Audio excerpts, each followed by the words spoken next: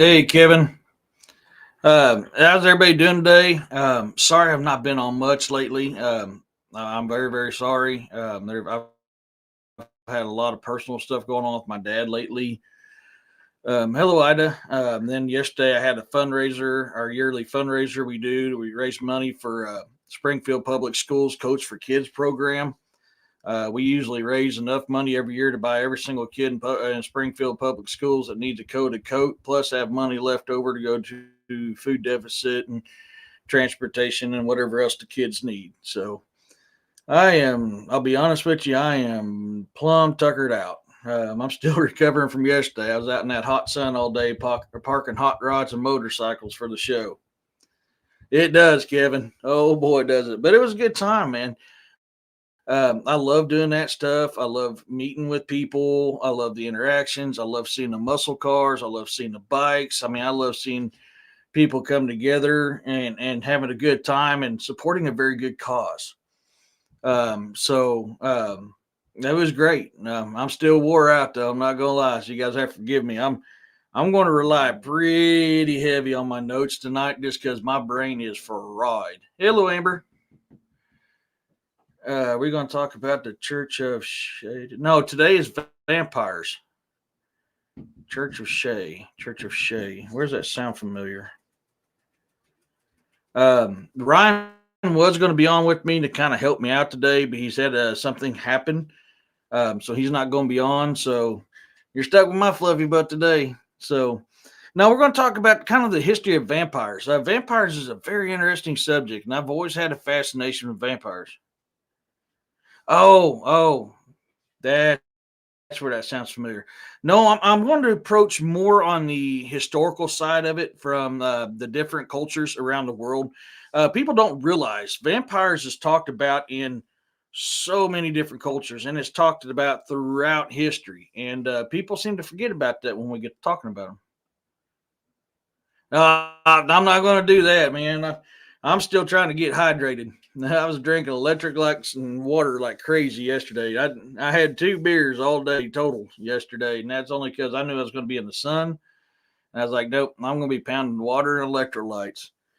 It just wasn't enough, man. It was human. Man, it was human. It was a nice turnout. It wasn't as big as we usually do, but we forgot yesterday was the last day of the fair.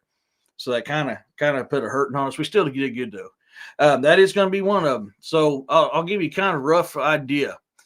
So we're going to be talking about a little bit about the vampires, the ancient beliefs, and then we're going to get into Mesopotamia, ancient Greece, ancient India, Jewish traditions, medieval and early modern Europe.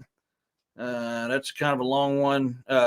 Albania, some more on Greece, Iceland, another one on Romania, Ireland and Scotland, Slavic and Turkish Europe. That's a really long one there. Spain, Africa, the Americas, Asia, Philippines, Malaysia and Indonesia, Cambodia, China.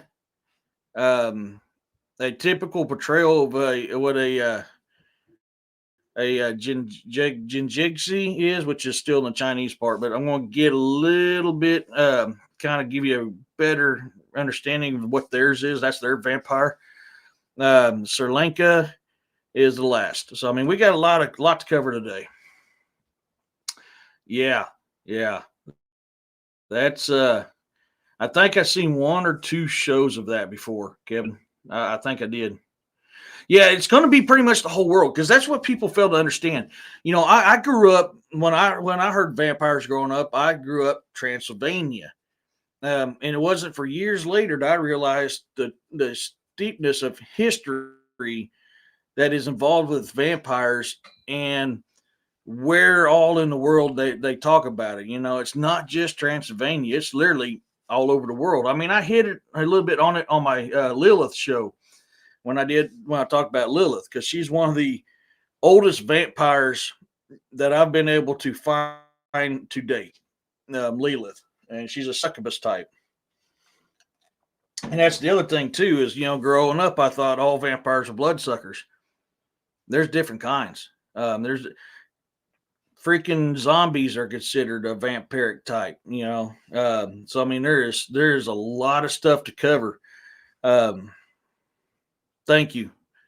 So I mean, yeah, let's. So there's a lot going on. So a little bit of an update. My dad got released from the hospital today. He's not going to have to go into rehab like he originally was supposed to. He's bouncing back quickly, and he's able to walk on his own for kind of a short distance. So he's doing a lot better. I was on the phone with him a little bit ago. I do have some updates on some stuff that William and I talked about. I want to keep that for William's show on some stuff that I found out about a certain company that likes to fire up a certain machine from somebody who's got a relative that works there. That I'll be holding on for William's show. And yeah, no, Kevin, dude, yeah, I was tickled to get that. And before I came on the show, I was texting with a brother of mine. He's got something kind of nasty messing with him at home, so I was kind of helping him out. So I was kind of worried that I wouldn't be able to make time for the show today, but we got everything figured out just before the show, so that was good. But he's always had some paranormal activity, and just a little bit ago he had a was it 20 pound?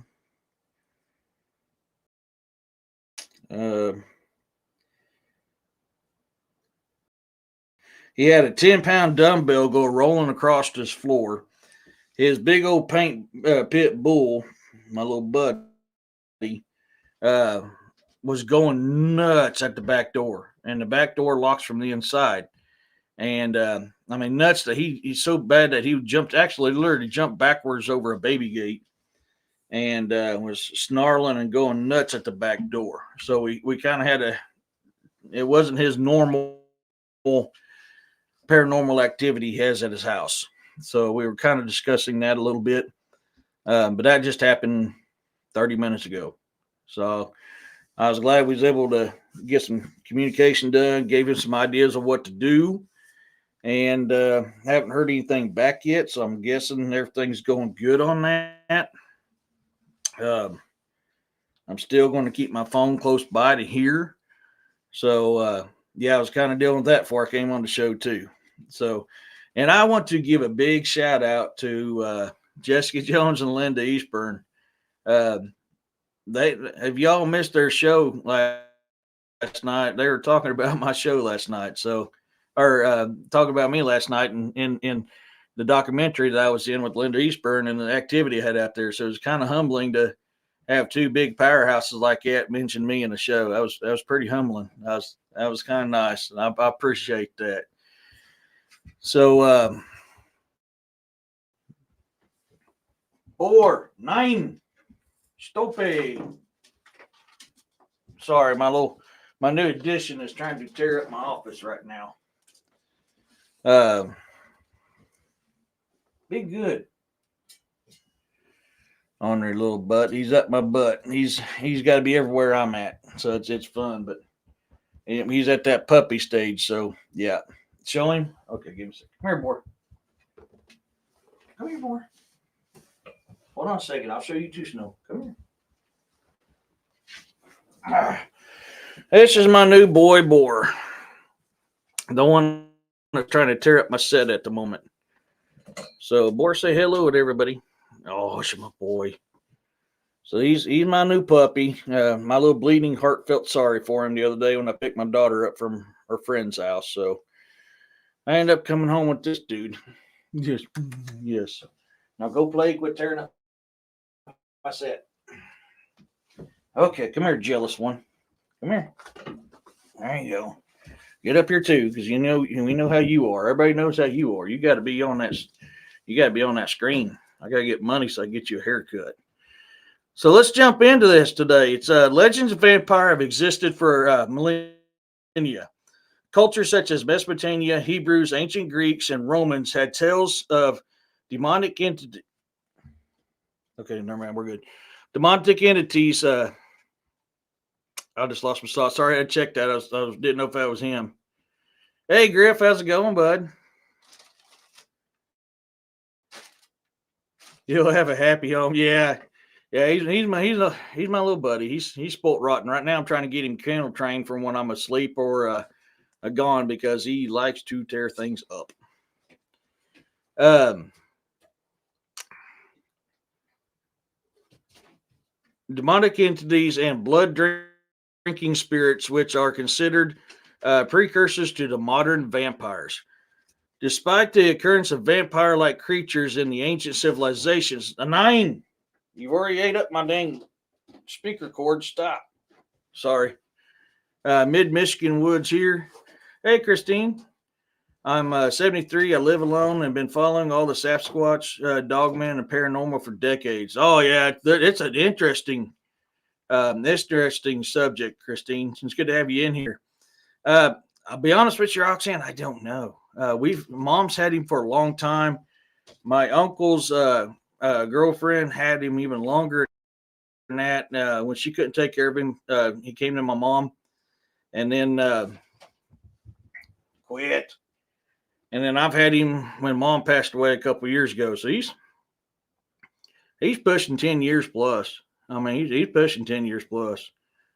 Oh, that's cool, Christine. Just a little bit ago up there in my comments, Roxanne, I posted my email. Email me your stuff, and I'd love to see what you got and give you a talk. But yeah, that'd be really cool. She should be able to scroll up in the comments, Christine, and she has my well. Actually, we can pop that email up one more time. It'd be better. That's no big deal. If you wouldn't mind doing that for me, Roxanne. Everybody, give a big shout out to Roxanne. She's one of my moderators. She's awesome. I am truly blessed to have her as a mod. She is very dedicated and she is very good, and I am truly blessed. There you go, right there for you. Yeah, but yeah, Christine, hit me up there, and I'll communicate with you. We'll go over some stuff. We may do a show about it or a video about it.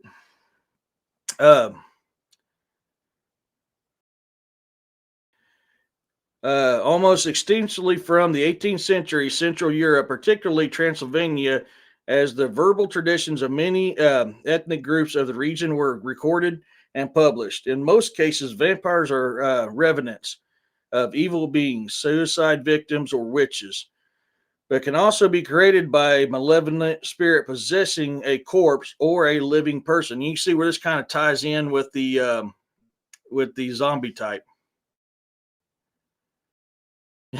You do pretty good, Roxanne. I give you nothing but props. You do a real good job at it.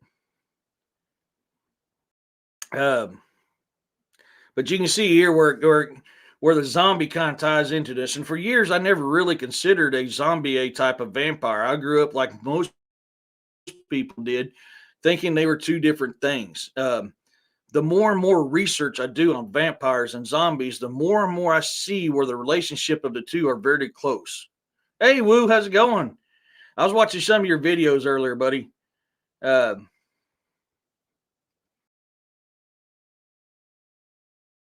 not going to deny nor confirm.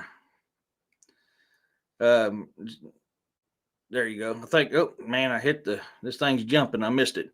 Yeah, I was watching some of your videos you posted earlier. You got some good stuff coming out, Woo. You really do, buddy.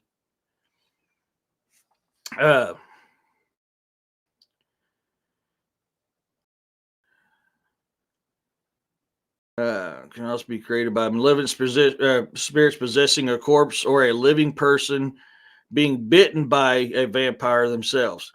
Belief in such legends becomes so rife that in some areas it caused mass hysteria and even public executions of people believed to be vampires. And you'll still see to this day, many countries will sit there when they bury their dead, will either stick a stake in their heart to make sure they don't come back as a vampire, put blades around their necks so if they raise up, it cuts their head off.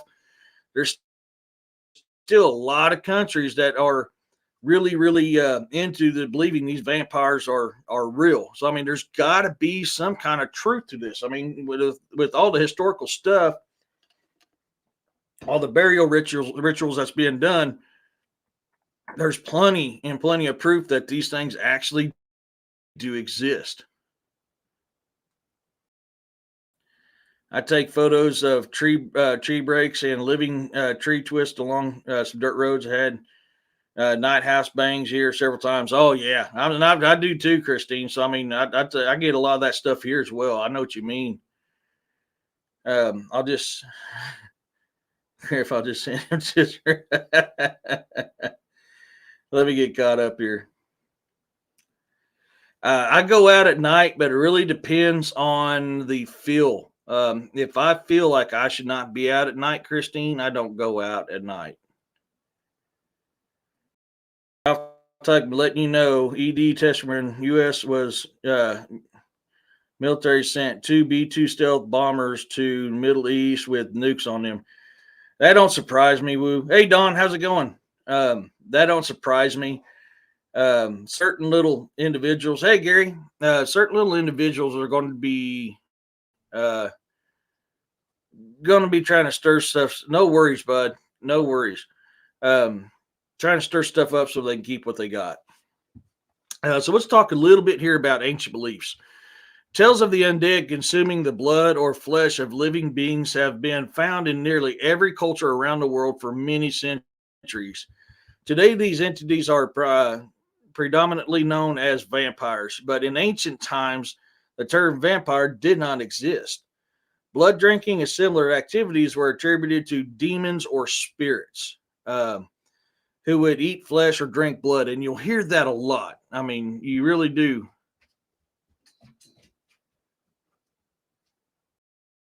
Oh, no worries, Woo. You know, yeah, I'm glad to do it. You got some really nice stuff coming out, man. I really liked what I was watching today. I've not been on the internet a whole lot here lately, so today I was playing a little catch up because I was like, man, it's too hot to mow, and I was tired of burning up from yesterday. Um, but you can see how in ancient times, this is yet another thing that it's modern terms when it comes to vampire. Same as Bigfoot, and so many other things. A lot of that stuff of what we call them now is modern terms. In the old times, they called them something else. I mean, and this is why when I tell people when you're doing research on a subject, you don't need to just do the current history, but you need to do the ancient history as well, because a lot of what you're trying to figure out, you're going to learn in ancient history because then people were dealing with them on a daily basis back then, and they believed it and they dealt with it, they lived with it. I mean, it was in their culture day and night. So it's extremely important when you're doing research on the subject to not just do modern history, but do ancient history as well. And that's what I like to do, and that's kind of what we're diving into tonight.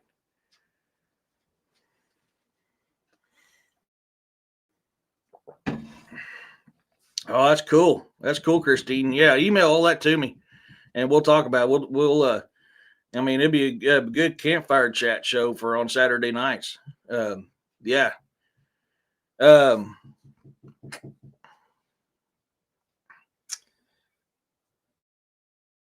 Even the devil was considered synonymous with the vampire. Almost every nation has associated blood drinking with some kind of revenant or demon. From the ghouls of Arabia to the goddess Sekhmet of Egypt, indeed, some of the legends could have given rise to the European folklore. Through they are not strictly considered though they're not strictly considered vampires by historians when using today's definition.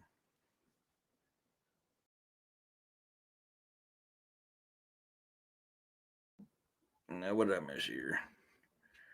Yeah, yeah. I think, like I said, I think I've seen it once. No, Roxanne, I did not. Like I said, I haven't been on the internet a whole lot here lately.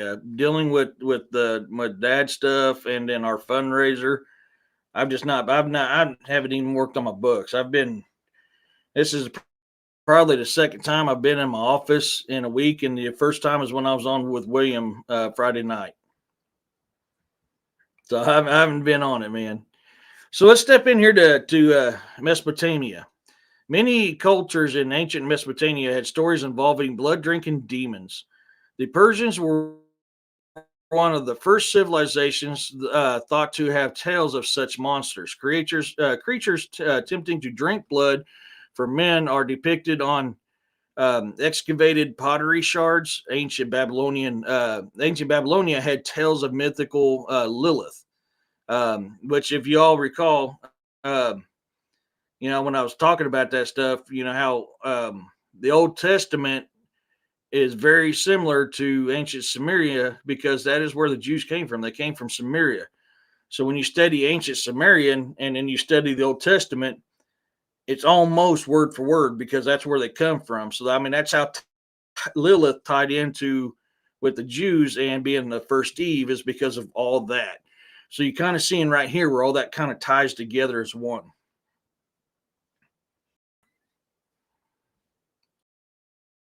Um,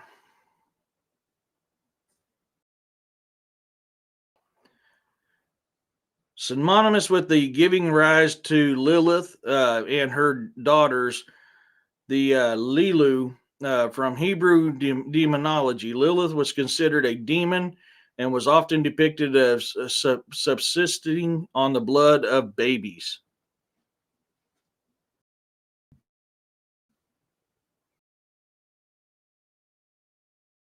Oh, that's cool. Yeah, we got some of that down here in Missouri as well. That's really cool. I look forward to your emails, Christine. That is really cool. Um, I love that kind of stuff. So firsthand encounters is like I love that stuff. The legend of Lilith was originally included in some traditional Jewish texts. According to the medieval folk traditions, she was considered to be Adam's first wife before Eve. In these texts, Lilith left Adam and became the queen of the demons.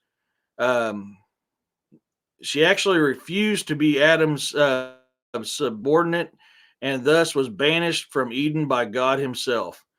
And much like the Greek Stregis would prey on young babies and their mothers at night, as well as males, because Hebrew law absolutely forbids the eating of human flesh and the drinking of the type of blood, any type of blood. Lilith's blood drinking was described as exceptionally evil. To ward off attacks from Lilith, parents would use to hang amulets around the children's cradle. So, I mean, this is we talked a lot about this on the Lilith show I did, and so I mean, you can see how this is all tied back, like I've talked before several times. How they're all from one culture, and they're all yeah, they do, Christine. They really do. Um, an alternate version states that the legend of Lilith and the type of spirit of the same name originally arose from Samaria, where she was described as an infertile, beautiful maiden, and was believed to be an harlot and vampire who, after having chosen a lover, would neither let him go. Lilith was considered to be an anthropomorphic, bird-footed um, wind or night demon, and was often described as a sexual predator who subsisted on the blood of babies and their mothers. And we kind of talked about that in the show. Hey, Larry, how's it going? With Liz, she is known to sleep with lonely men, and she would either, in some instances, she would drain them of their blood. In other instances, it talks about how she stole their seed. And for me, I believe when it says it stole her seed that's how she created all her babies. Because if you remember, one of the punishments for that God put down upon her is every day 100 of her children would be killed. Um, and she swore that she would destroy or she would kill every male of Adam's. So, I mean, you see how all this ties together. This is even back in, like I said, ancient Samaria and Mesopotamia and all that stuff, man. So you can see, like what we was talking about earlier, how it all ties together. Other Mesopotamian demons, such as the Babylonian goddess Lamashtu, Summer's Demi, and Galu of the Utuku group, are mentioned to having vampiric natures. Lamishtu is a historically older image that left a mark on the figure of Lilith. Many incantations evoke her as a malicious daughter of uh, of heaven or of Nu, and she is often depicted as a terrifying, blood-sucking creature with a lion's head and the body of a donkey, akin to Lilith, or Lilithu. Lamashtu primarily preyed on newborns and their mothers. She was said to watch pregnant women vigorously or vigilantly, particularly when they went into labor. Afterwards, she would snatch the newborn from the mother to drink its blood and eat its flesh. In the Labortu text, she is described whenever she comes, whenever she appears, she brings evil and destruction. Men, beasts, trees, rivers, roads, buildings, she brings harm to them all. A flesh eating, blood sucking monster is she. Galu is a demon closely associated with Lilith, though the word like Utaktu is also used in general term for demons. And these are evil Utak, Utuku and evil Gali. One incantation tells them as spirits that threaten every house, rage at people, eat their flesh, and as they let their blood flow like rain, they never stop drinking blood.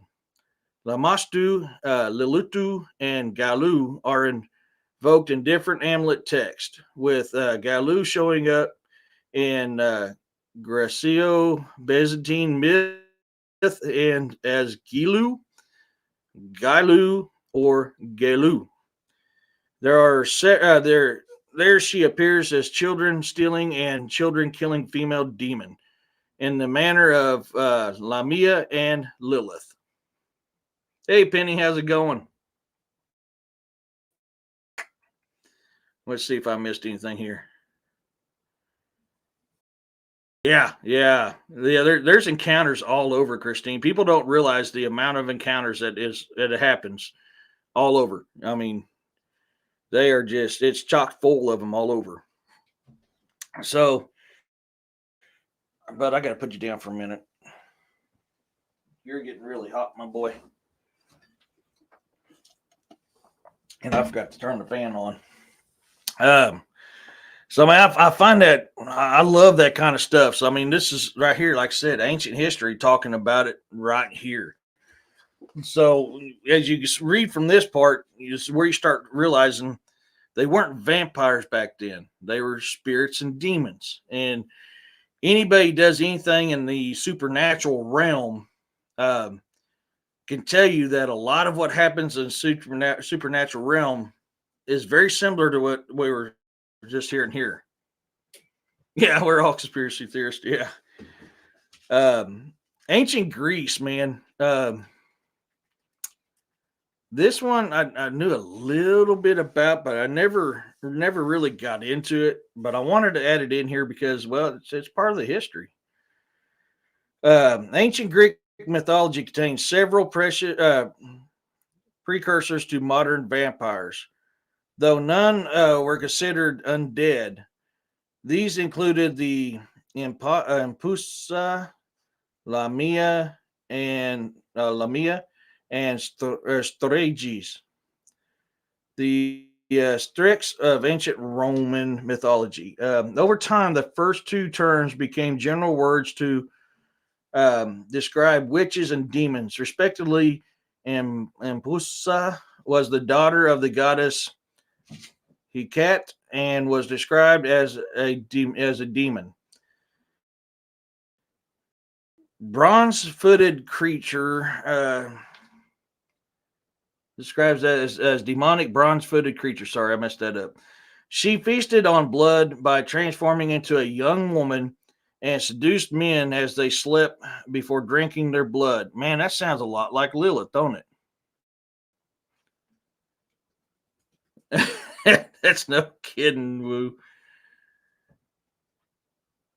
Yeah, heck yeah, Dawn. Um, so I mean, this even in Greece, this sounds a lot like what happened. Well, a lot like Lilith. I mean, we remember the recall of how she was. You know, she slept with lonely men, either drained them of their blood or stole their seed.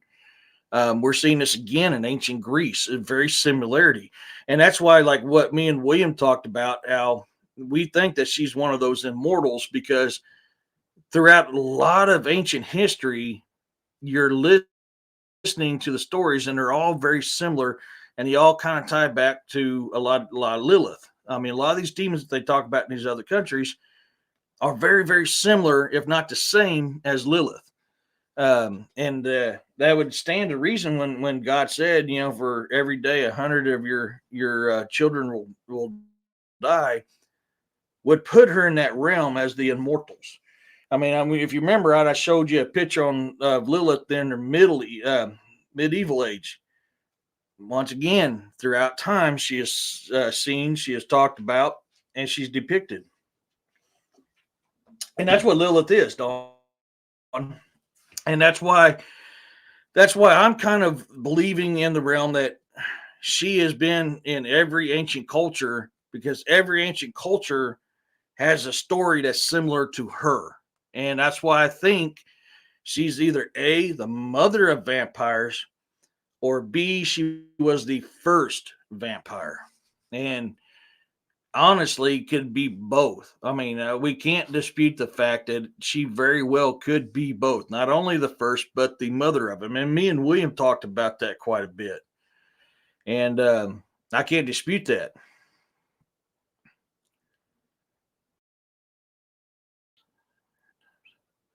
Yeah. Yeah, you're right, Woo. You're right. I don't want to put that up because I'm on YouTube right now. Um,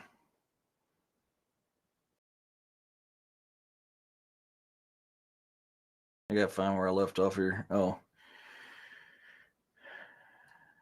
the Romanian vampire breed named Now I'm gonna mess this up. Y'all know I can't speak foreign stuff.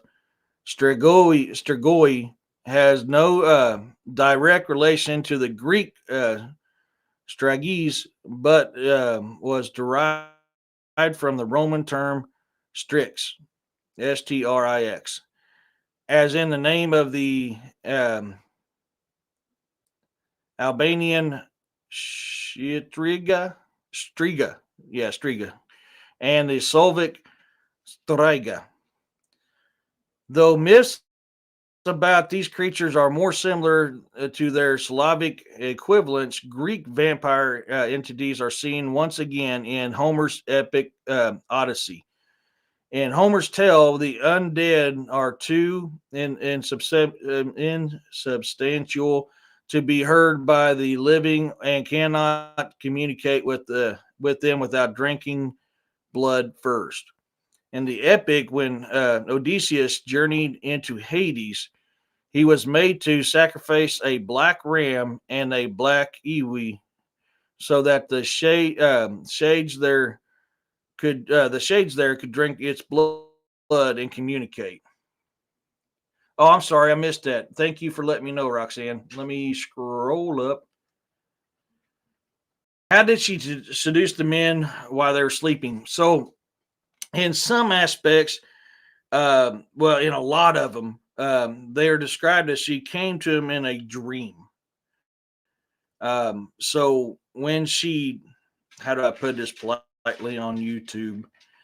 Um, when she done the deed with the guys, um, it was either said that she stole their blood or stole their seed. And this whole time, the ones that described what happened, they were asleep. So you see the supernatural side of it penetrating the minds of the living. So she comes to them in their dreams, but in reality, it's real life.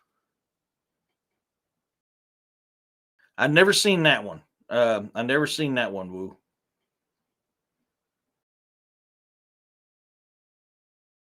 So did the Simpsons. The Simpsons did too, Christine. Very accurately, actually. Um, did that kind of explain it to you, Penny, or do you need me to kind of elaborate a little more? That's kind of down and dirty of how she did it. You know, as you crawl, Lilith was a succubus. And if you remember, a lot of these ancient deities, I mean, even the zombies from Norse, drouger, they're known to manipulate the living's dreams and wreak havoc on them. Well, Lilith was kind of the same way. There's been encounters with people talking about vampires that it came to them in their dreams, and like the energy sucking type. It to them it was in a dream state. So, is that them using some kind of telekinesis to make you think that you're dreaming, so that you question what actually happened to you? Possibly. That very well could be the possible the what's happening. Like I said, they're known to manipulate that kind of stuff. So definitely within that realm of possibility of that being how it is. Can't dispute it. I don't know for a fact if that's the case. That's just kind of where I'm leaning to because of all the ancient stuff we've heard about through the years. It all talks about the same, about them doing that. So I believe that's probably a good bet. Um, Ancient India.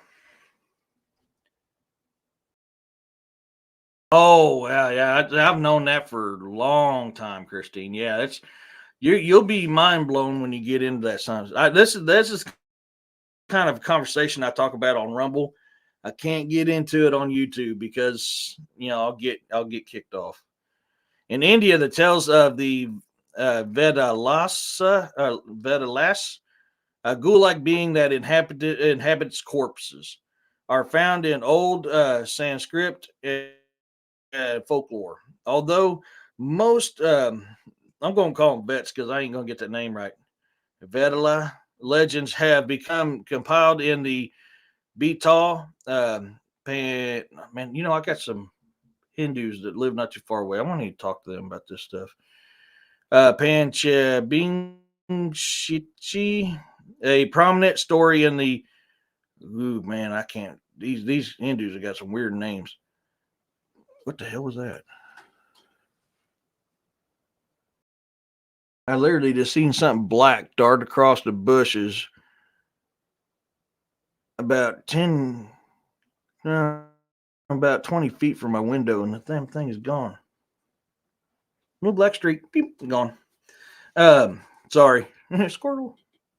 I caught that out of the corner of my eye. Uh,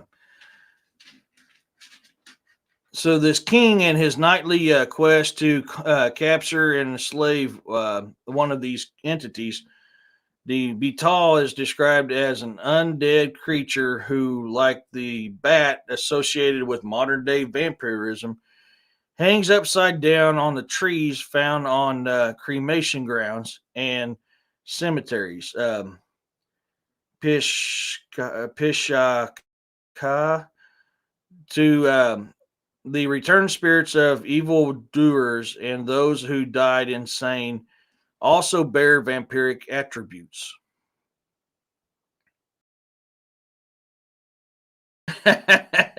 Yeah, that's why on Rumble when I talk about that kind of stuff, Christine, I do that on Rumble where I have a lot more freedom to be able to speak openly about stuff. Hey, Blue, how's it going? Yeah, buddy. Yeah. Uh,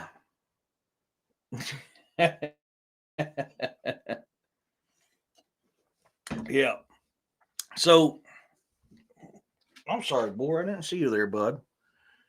That's kind of a bad place to be laying right under my feet, especially when I move around as much as I do, bud. Jewish traditions, and we've talked a lot about this because was all tied to Lilith, like I said before, and how it tied to ancient Sumerian. But I mean, this is going to get a different view on Lilith. But you're hot, and I don't have the fan on, bud. The Hebrew word aluka literally translates is into leech, uh, which was what they considered vampires. They were a type of leech, Leech. Not the leech like you think you get from a river, but it was a leech is a type of demon. So, and that's what they considered these things as. And it's not. It's synonymous with the vampirism or vampires, as in Motez Dam, literally bloodsucker. The most detailed. I wonder if that's how the leech we know of in the rivers actually got their name, because leeches are. Hey Corey, how's it going?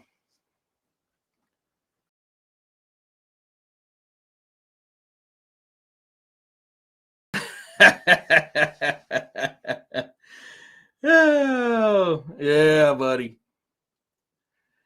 He does, Don. He does. I forgot to turn my fan on when I was talking to my buddy about his paranormal activity before I came on. I kindly space ghost a lot of stuff out, so I'm like way far behind, and he's like burning up because he needs a haircut. Um, that is kind of curious. I wonder if that's how leeches actually got their name because they're tied to the demon leech and what it does from ancient Hebrew. Um, the most detailed descriptions of the Aluka appears in Sefer Hasidim, where the creature is understood to be a living human being but can change into a wolf. Wonder where that sounds familiar. It can fly by the release into its long or by releasing its long hair, and would eventually die if prevented from feeding on blood. So you can see how that ties into these modern vampire too. You know, if a vampire doesn't get blood to sustain its life, it dies. So you see how this kind of ties into that as well. Uh, Feeding on blood for a long enough time. Once dead, a vampire can be prevented from becoming a demon by being buried with its mouth stuffed with earth. And there's a lot of ancient dig sites that's finding that too. Their mouths are open and it's chock full of dirt.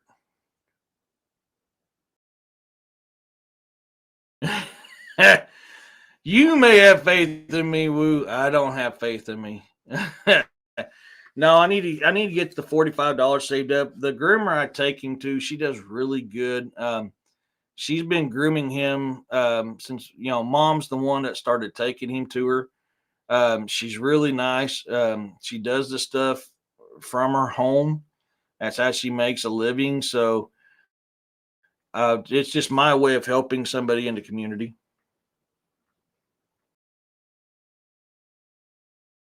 No joke, Woo. No joke.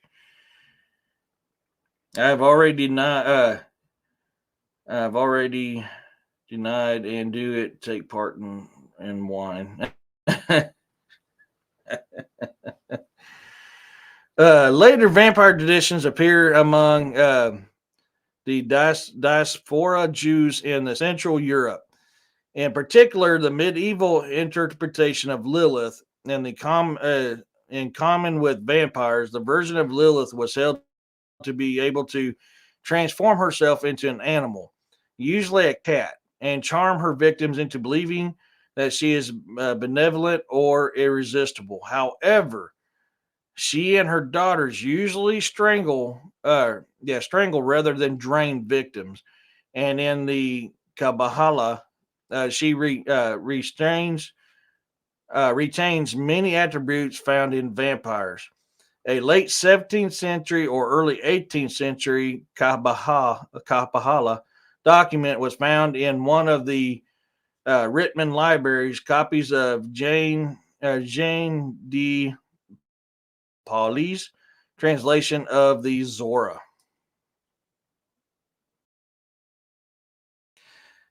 Yeah. Um,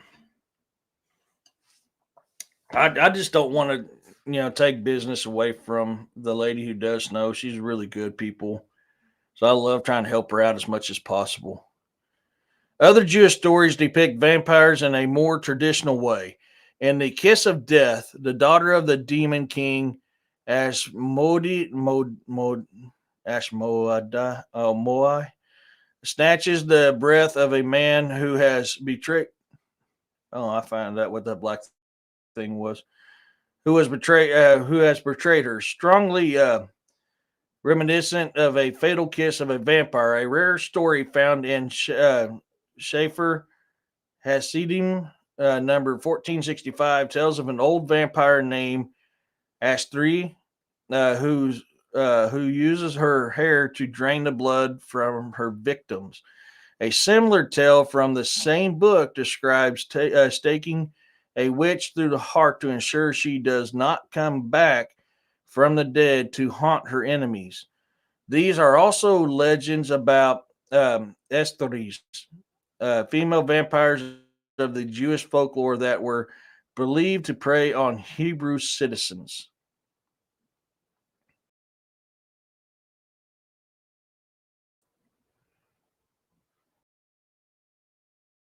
Yeah.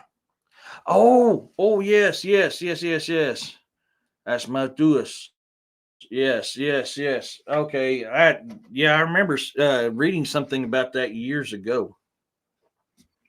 I need to look into it. I used to research a lot of them. Um, the Demon Kings, which when I was doing it, when I was studying it years ago, it wasn't seven, it was 200. And I think it was 200 or 2,000. Anyways, the one third of the fallen angels that fell from heaven upon the earth all became a demon king. And when I was doing research, it led it to a certain Christian organization, which is controlling it to this day. And we're seeing a lot of that in transparency today in that Christian organization. So, but from what I've studied, there's actually more than seven. It was like 200 or 2,000, whatever it is. It was the one third of the angels that fell. When they all were cast down, they became demon kings. That was a good movie. I was thinking about that movie the other day. That is a good movie. Yeah, there you go. Yes, Roxanne, you are correct. I'm trying not to say it a lot because I've been saying that a lot lately. So I was like, I might need to cut down on that a little bit. But you're absolutely correct. A lot of research I've done has led to one of the demon kings controlling them, and we're seeing that in a lot of stuff depicted at the Vatican right now. So it's a very good possibility that that is true. That's actually what's happening. One of the most well-known stories of the Nobel Prize winning Israeli writer Shamu Yosef Agnon is the Lady of the Peddler, which was actually a comic. It was actually a comic book, Corey, but eh, it was good. My personal opinion, Interview with the Vampire or Queen of the Damned was way better. Cannot You cannot leave them two out. They are definitely right up there as two of the, besides Lost Boys, two of the best. Well, and then you got From Dusk Till Dawn, really good vampire movies. I almost said the quote because it's like one of my favorite movie quotes. I was like, I can't. Um, it tells of Yosef the peddler who wanders a great East European forest and encounters a lonely house inhabited by a mysterious lady named Helen. First finding refuge there from a pouring rain, he is eventually seduced to stay and enter into a sexual relationship. Eventually, however, he discovers that she is in the habit of killing her husbands, devouring them, and drinking their blood, which keeps her young and beautiful, and that she had done it for to 17 men before him. She also tries to kill Yosef but fails, wounds herself, and eventually dies. She is then eaten by birds while Yosef the peddler picks up his pack and resumes his wandering.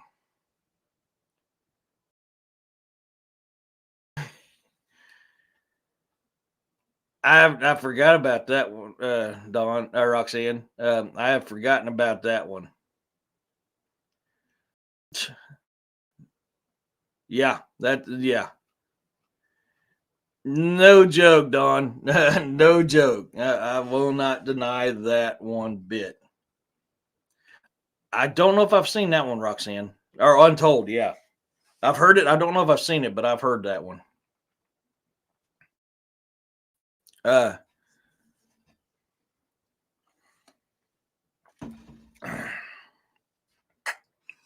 so now we're going to get into what's a more of a modern type one that we know of, which what we know of vampire actually comes from medieval and early modern Europe. That is where we grew up. The vampires we grew up knowing kind of originated from was from this era. I ought to remember that one. Yeah, I'm gonna have to try to remember that. Look that up. I'll be honest with you. My downtime, I've been rewatching. I love Dragon Ball. I love Dragon Ball, Dragon Ball Z, GT, Super. I mean, I love the Dragon Ball series. And on Hulu, they have the Dragon Ball Super going, and so I've been kind of rewatching my Dragon Ball series. I love Dragon Ball. I've still got a silk shirt from the first time I was in Japan with Goku, Vegeta, Piccolo, Krillin, and all them on it. I love that. Send me a message so I don't forget about that, Roxanne. I want to look that up.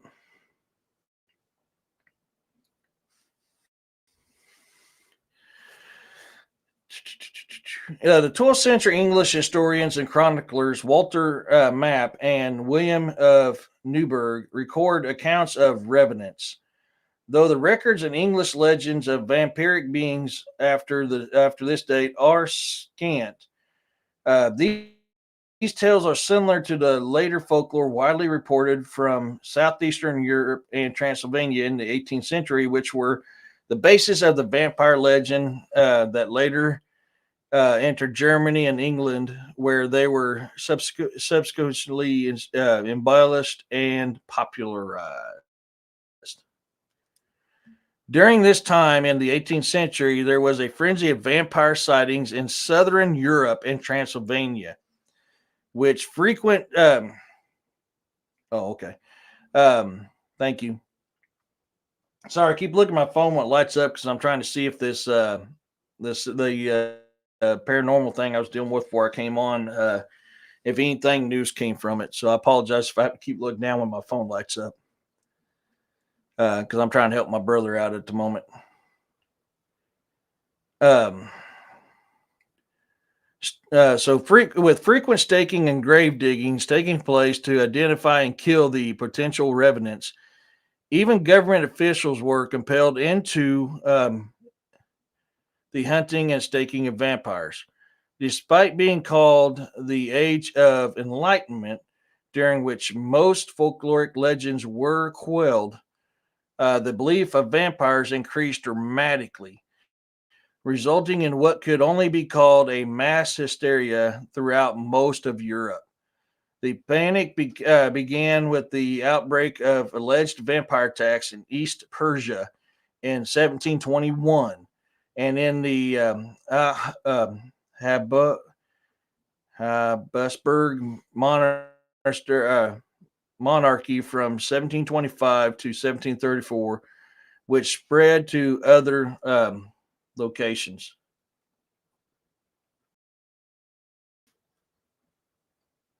Oh no! Hey Jessica, how's it going? You had a good show last night, Jessica. I was kind of talking about it at the beginning. I was kind of humbled listening to you two mention me. That was cool. During this time in the 18th century, and this is why, like I said, this is why I want to dive into this history, because you're actually seeing what's going on instead of listening to modern terms on vampires. Um, you're seeing this from an ancient time, where all this stuff comes from, and this is stuff. I mean, we deal with it today, but we're blind to it today compared to what they were then. So back then, they didn't have governments and so-called educated people telling you, "Oh, this is this and this is this." They were literally dealing with it and writing it down in real time. I know two women in Joplin who are supposed to be vampires, and one has a coffee. Oh, I think I've heard of that. Uh, Coffin she sleeps in. Yeah, I think I know. I remember something about that, Roxanne. That came out a couple years ago, didn't it? If I remember correctly. Oh, you're welcome, Jessica. You're welcome. Um, I remember hearing something about that. Yeah. Now, and that's where I question: is it people wanting people to believe that they are, or are they actual vampires? I need to look more into that one. Two famous vampire cases, which were first to be officially recorded, involved the corpses of Petra Blagovich and Arnold Palo from Siberia. Blagovich was reported to have died at the age of 62, but allegedly returned after his death, asking his son for food. When the son refused, he was found dead the following day. Blagovich soon supposedly returned and attacked some neighbors who died from the loss of blood. In the second case, Arnold, an ex-soldier turned farmer who allegedly was attacked by a vampire years before, died while haying. After his death, people began to die in the surrounding area, and it was widely believed that Arnold had returned to prey on the neighbors.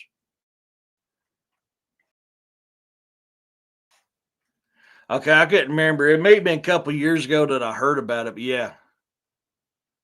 Yeah, Christine Jessica is awesome. She is one of those people I promote on this show. I love what she does. Jessica is an awesome investigator and researcher.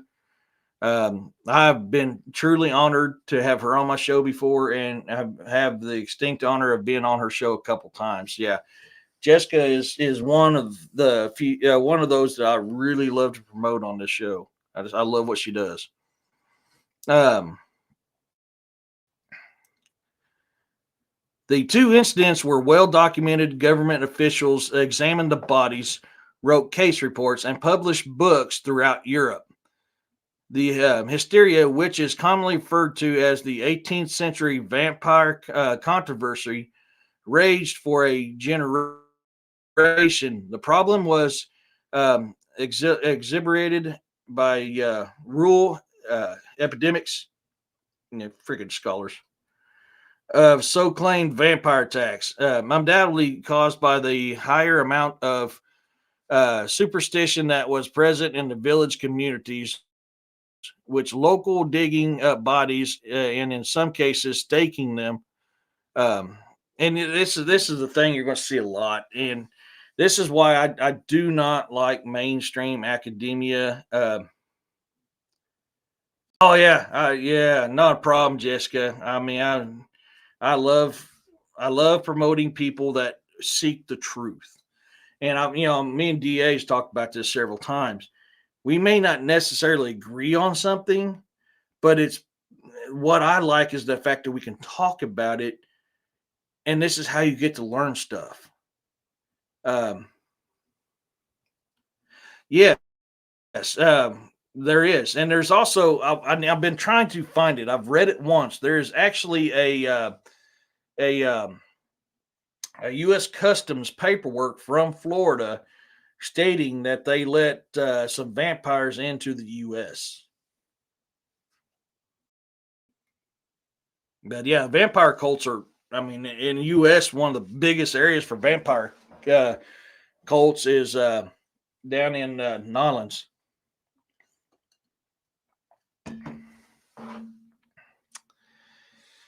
Uh, but you'll see through modern times, and think this is why people are not taking vampirism seriously, is because mainstream scholars. Yes, yes, Roxy. Nolans is not. So for you guys, okay. So I have a buddy of mine. I won't say his name because I don't have permission. He's from Nolans, and we served together in the Marines. And we literally look alike. He's just a little bit heavier. And he was in Fox Company. I was in Gulf Company, and they literally called us the brothers. And he's from that area, and he gets mad. If you call it New Orleans, oh my God, he gets mad. It's not New Orleans, it's Nylons. So when you hear me say Nylons on here, that's because I'm paying respect to my brother. Yes, it would, Woo. Yes, it would. Yeah. Um, but you can see how mainstream education and all that really try to dump. I mean, religion does it. Governments do it. I'm not going to mention names, but there are certain big time YouTubers that I'm a firm believer are put in YouTube to discredit people who's trying to get to the truth because you see it happening a lot. But I won't mention names. That's not what I'm about. But they have people infiltrate into certain fields of study just for that reason. And this is why I always tell people study ancient history. Really need to study ancient history. And that's why on this show, that's what I do. I'm going to talk about some modern stuff, but most stuff I'm going to talk about is ancient history because that's where you're going to find the truth. Yeah, yeah. I think you know who I'm talking about, but I'm not going to mention names, Jessica. Just not my gig. Yes, yes. I'm a firm believer. Them type of people are paid to come in here to shake up the research and discredit the true researchers. I'm a very big, but I don't like drama on my shows. That's why I'm not going to get too in depth on it. But yes, Dom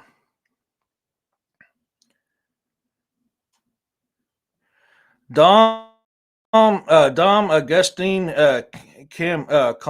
Comet, sorry, a well-respected French theologian.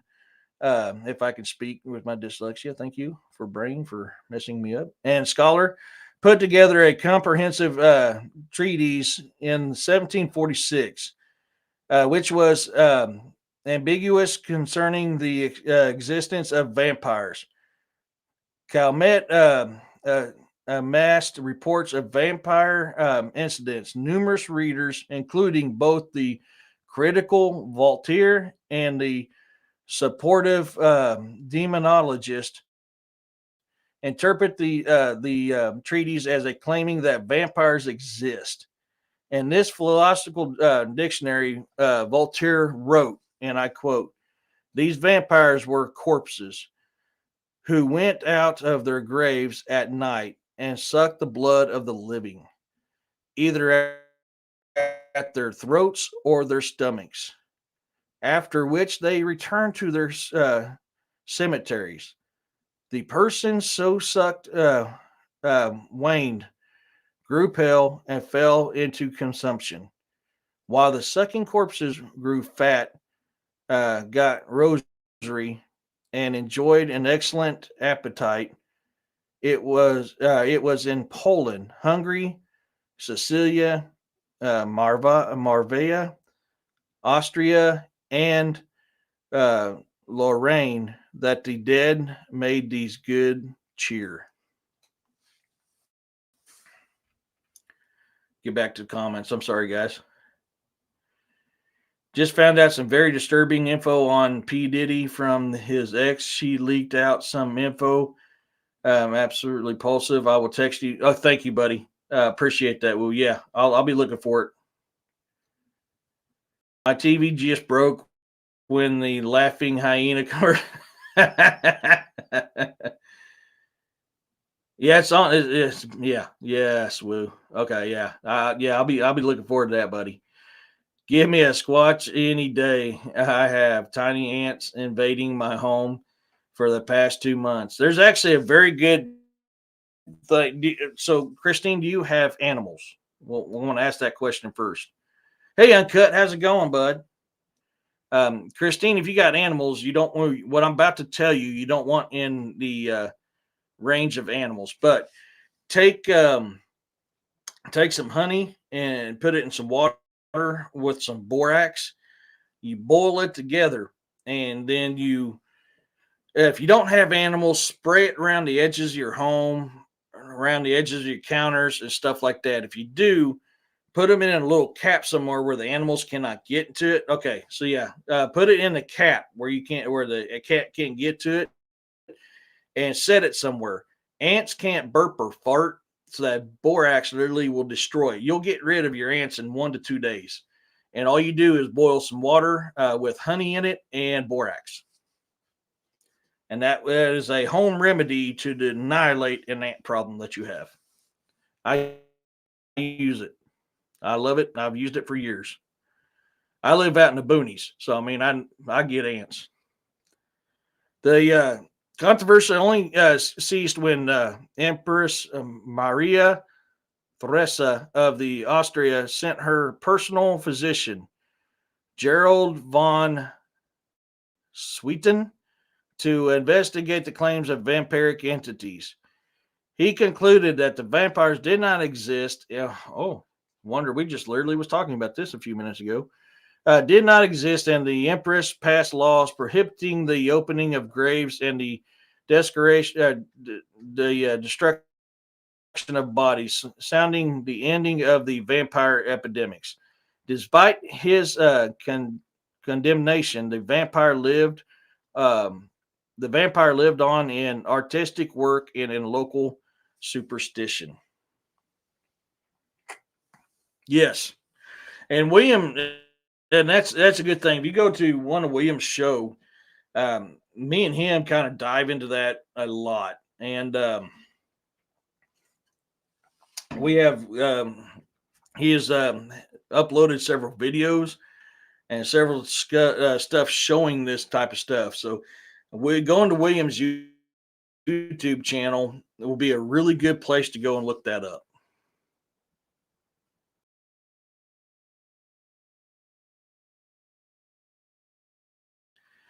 Yes, vampires are known to be shapeshifters. No, actually, it's not in the film. I was actually recorded. I was just talking earlier about some ancient cultures. Which talks about them shapeshifting into animals.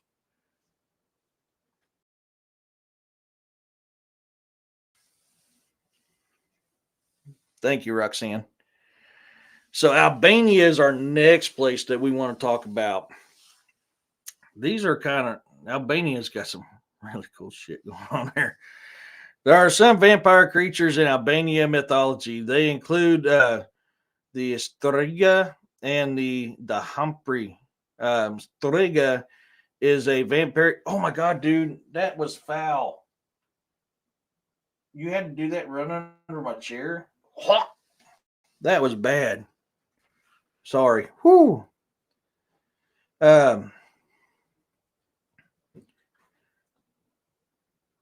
In which tradition in Albanian folklore that sucks the blood of infants at night.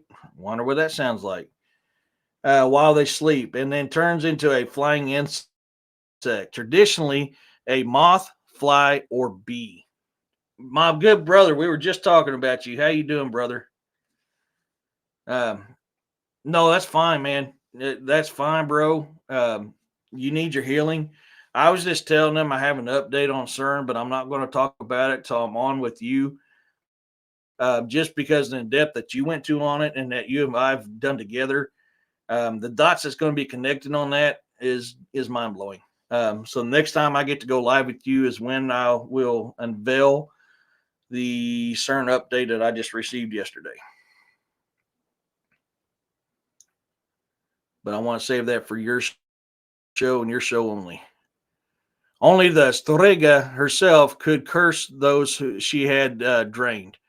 The Strega is often pictured as a woman with a hateful stare, sometimes wearing a cape, and a horribly disfigured face. The male noun for Strega is Stregu or Stregen. Edith Durham recorded several methods traditionally considering effective for defending oneself from a Strega. A cross made of pig bone it could be placed at the entrance of a church on Easter Sunday, rendering any Strega inside unable to leave. They could then be captured and killed at the threshold as they vainly attempted to pass.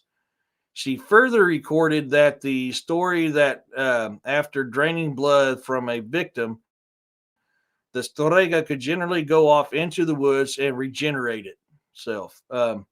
If a silver coin were to be soaked in the blood and wrapped in a cloth, it could become an amulet offering permanent protection from a Strega.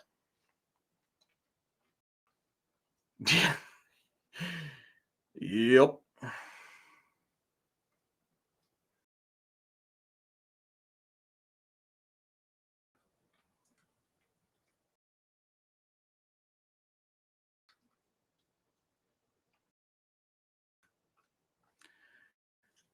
Christine, use that remedy I was telling you about.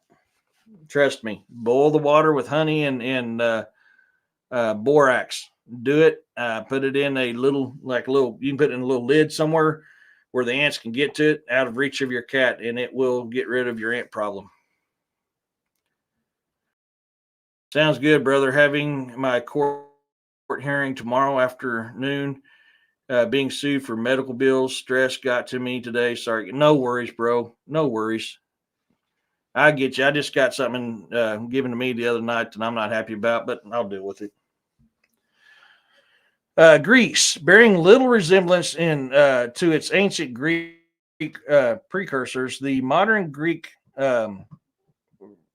Varkolis, from a Slavic word meaning werewolf, has much in common with the European vampire. Belief in vampires, commonly called, oh yeah, I can't say that one. Very colossus, through also referred to, and I ain't gonna be able to say that one. Actually, I'll just print, or I'll post this in here so you guys can see what I'm talking about. Because I am going to butcher the hell out of these names.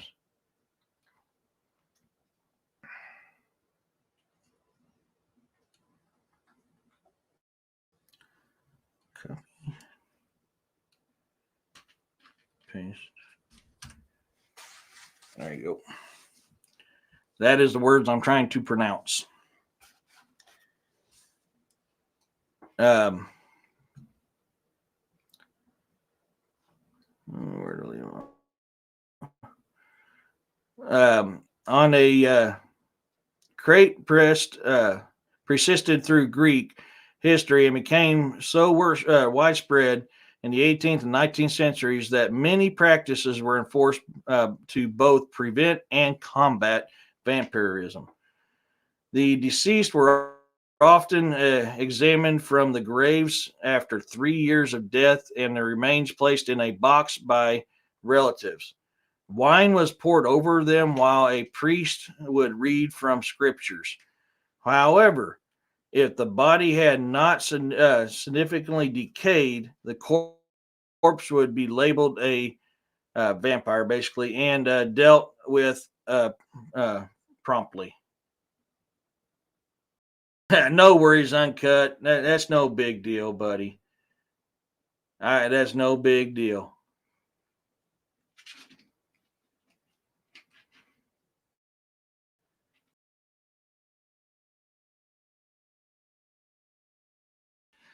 Yeah, it's one of those things. But just take that, and try that. What I was telling you about. That's how I get rid of mine every year. But Uncut, don't worry about it. That's not a big deal, buddy. That's not a big deal. I might pick on you a little bit, but that's okay, man. I get what's going on with your stuff, so I'm not worried about it, and I really doesn't bother me what anybody else thinks. I know what's going on, so you're good, bro. Katakahana dis. Katak hana dis. What she said.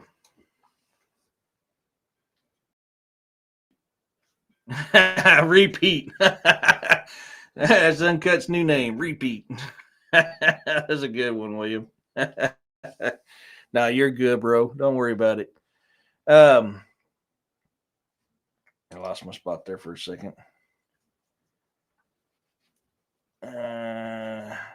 In Greek folklore, vampirism could occur through various means: being excommunicated, desecrating a religious day, committing a great crime, or dying alone. Oh, crap, I'm screwed. Other cases include having a cat jump across one's grave, eating meat from a sheep killed by a wolf, and being cursed. Um, these vampires were usually thought to be indistinguishable from living people. What are you into now? Oh, dude, you did it again! Wow. Do you need a gas X? That's bad, bro. Damn, I could taste that. Um, from living, giving the rise to many folk tales with this theme. Crosses and anti-Doran blessed bead from the church were used as wards in different places to prevent vampirism from vampires from rising from the grave. Their hearts were pierced with iron nails, and there's iron again. It's bad, Kevin. Oh my god. Come here, you spoilt rotten turd. Come over here. You know where you got to go. Come here. Come on. Come on. I know this chair's different. Oh, come on, dude. Spoilt rat. Come here. Yeah, no kidding, Don. Had changed his dog food up, unfortunately, and I think it's upset his stomach. So you're seeing this wrought iron thing again, and William and I have hit on this many times about wrought iron, dealing with paranormal and supernatural stuff. It is one of the most talked about methods of combating supernatural and paranormal stuff. Like for your home, to protect your home, put a piece of wrought iron on the four corners of your property and in the four corners of your home to protect yourself from paranormal supernatural stuff. So you're seeing here another instance in history where wrought iron is used.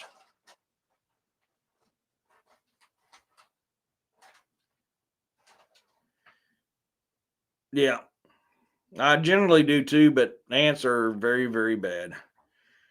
Uncut, you're good. I'm the same way most of the time with my. Oh yeah, yeah. You can always tell when I'm texting on my phone versus computer because yeah. It's just my fat fingers and phones don't get along.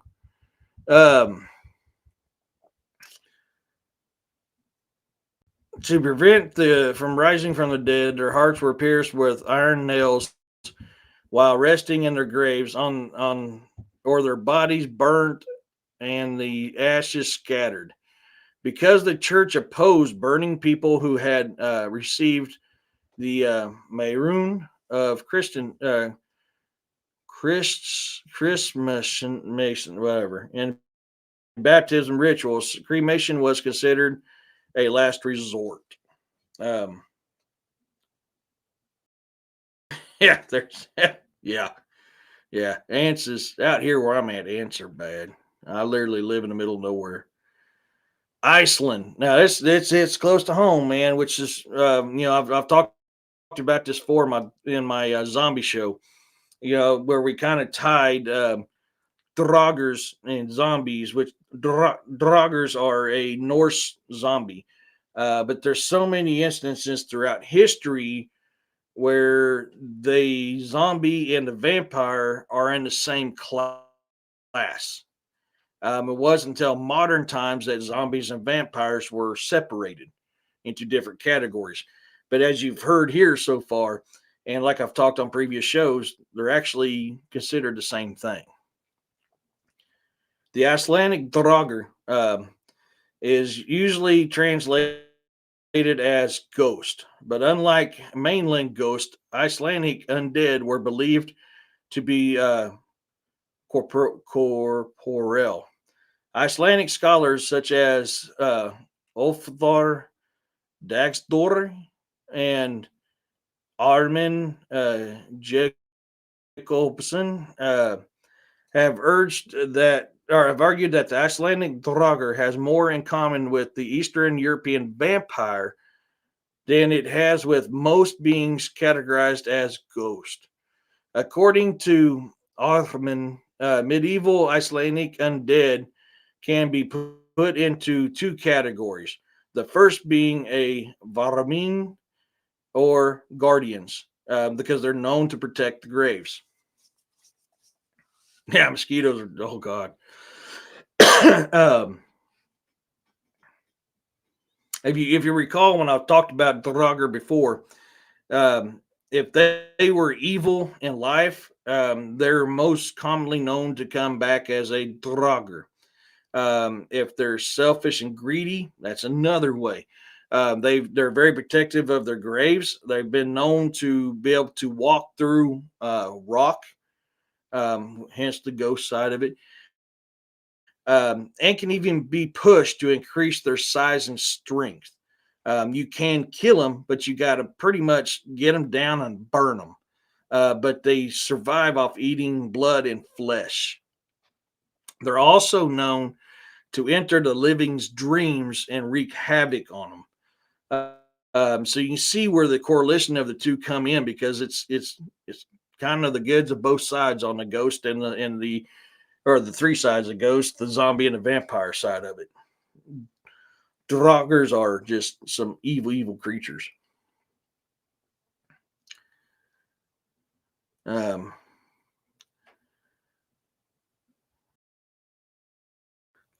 Usually their burial mounds or their or home could be as guardians. Usually their burial mounds or homes and protect it and their treasures from thieves and trespassers.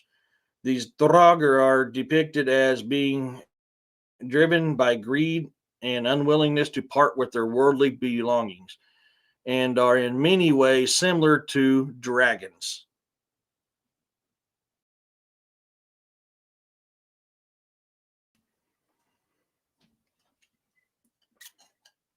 That was good to see him on the show the other night too. The second category are the Talab Telbred Draugr. A Talabri is a type of undead in Icelandic folklore, a human rib given life by drinking the blood of a witch and then sent out to steal milk and honey. You see him here being controlled.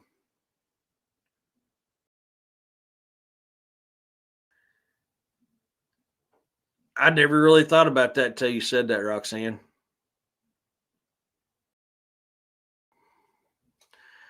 Um, that's actually kind of funny.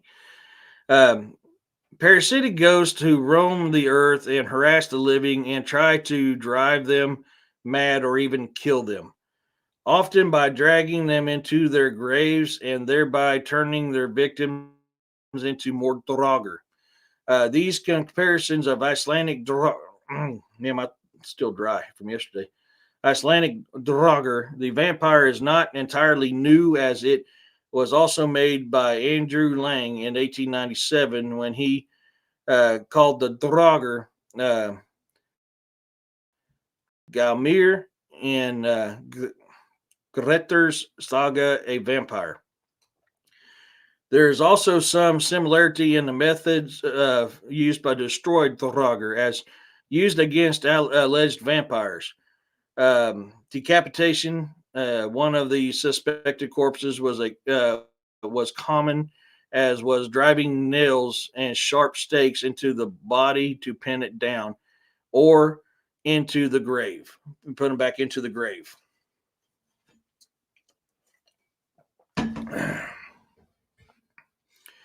So, let's see, how many more do I got here? One, two, three. That's a really long one. 4, 5, 6, 7, 8, 9. So I still got a lot more to go. I'm going to give you a list here, man. We're almost at the hour and 30-minute mark. So I want to take a break for a second. I want to talk about a couple of the, I guess they're sponsors. I don't really, there's products I love and I have permission to talk about them. You can, if you wouldn't mind, Roxanne, can you put up Dark Angel Medical for me? I actually took my headrest kit, my Dark Angel medical headrest kit that I keep in my truck. I had that with me out yesterday at our fundraiser because I'm the one that's in charge of setting up the cars and the bikes and taking in the votes.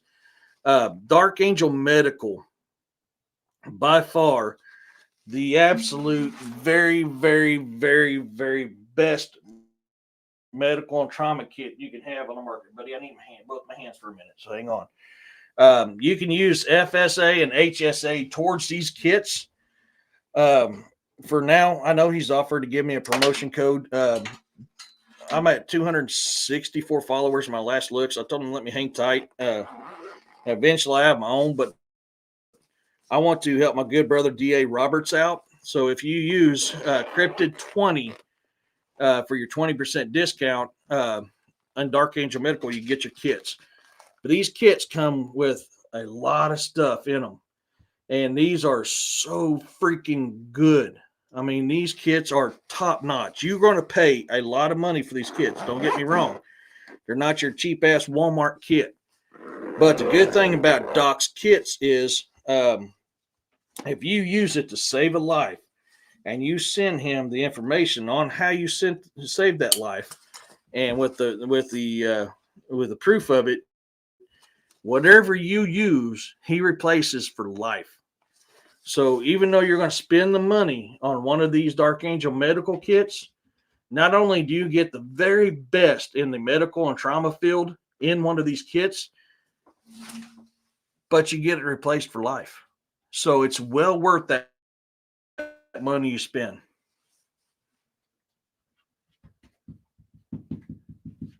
Yeah, I follow a lot too, Christine. I get you. The people that I recommend on my show, Christine, is the absolute very best in this field. That's my opinion. They're the absolute very best in this field. Doc is a veteran, an Air Force corpsman.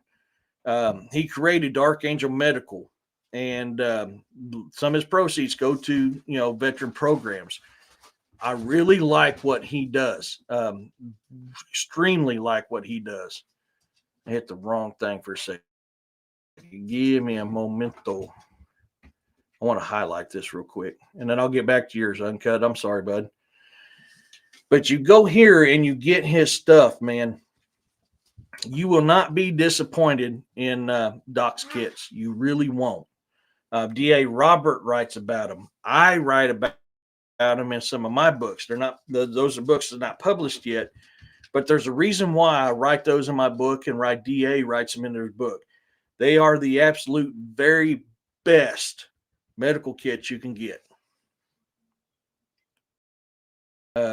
Yes, my good friend D.A. Roberts. If you can follow him at DX Machina on YouTube, he's also an author like me. So if you go to Amazon, you type in D.A.Roberts, you'll find his fan page. You click that fan page. Anytime DA writes a new book and publishes it, it automatically lets you know. Um, Christine, if I mean, I understand you follow a lot of them. Jessica, William, and DA, Robbie, they are some of the best researchers you can find on YouTube. So that's why I promote them on my show. They're not just because I'm friends with a couple of them. It's not just because I've been on their channels. It's because I really strongly believe in what they put out.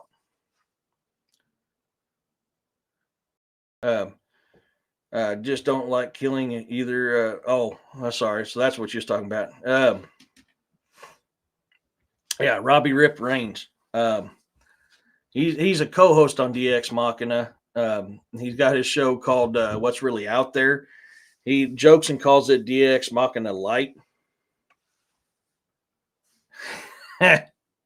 I'll get to that comment in a second, William. I just had seen that scroll up out of the screen. But follow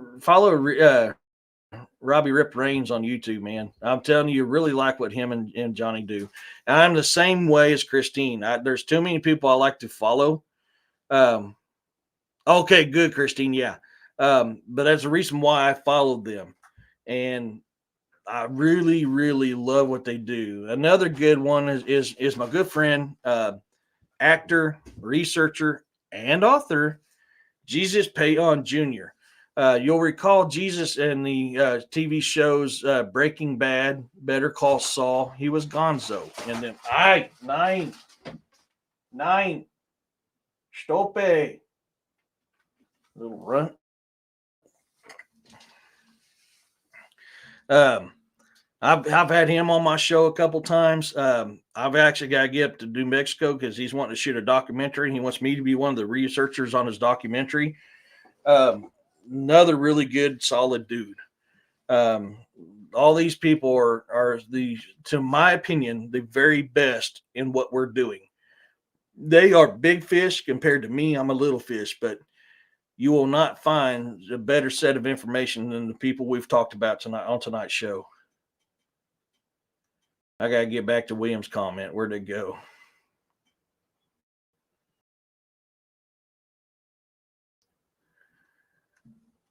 I am neither saying he is or ain't. I'm just saying he's an author the same as I am. DA, if you're listening, that was not me. That was William. Oh, man. All right. So, which one, beans? We got a little less than 30 minutes left. Do you want to hear Romania, Ireland, and Scotland, Slavic and Turkish, which is a really long one, Spain, Africa, Americas? We'll throw the America ones in there just because we're in America here. Asia, Philippines, Malaysia, Cambodia, China, Sri Lanka. Which one do you guys want to hear next?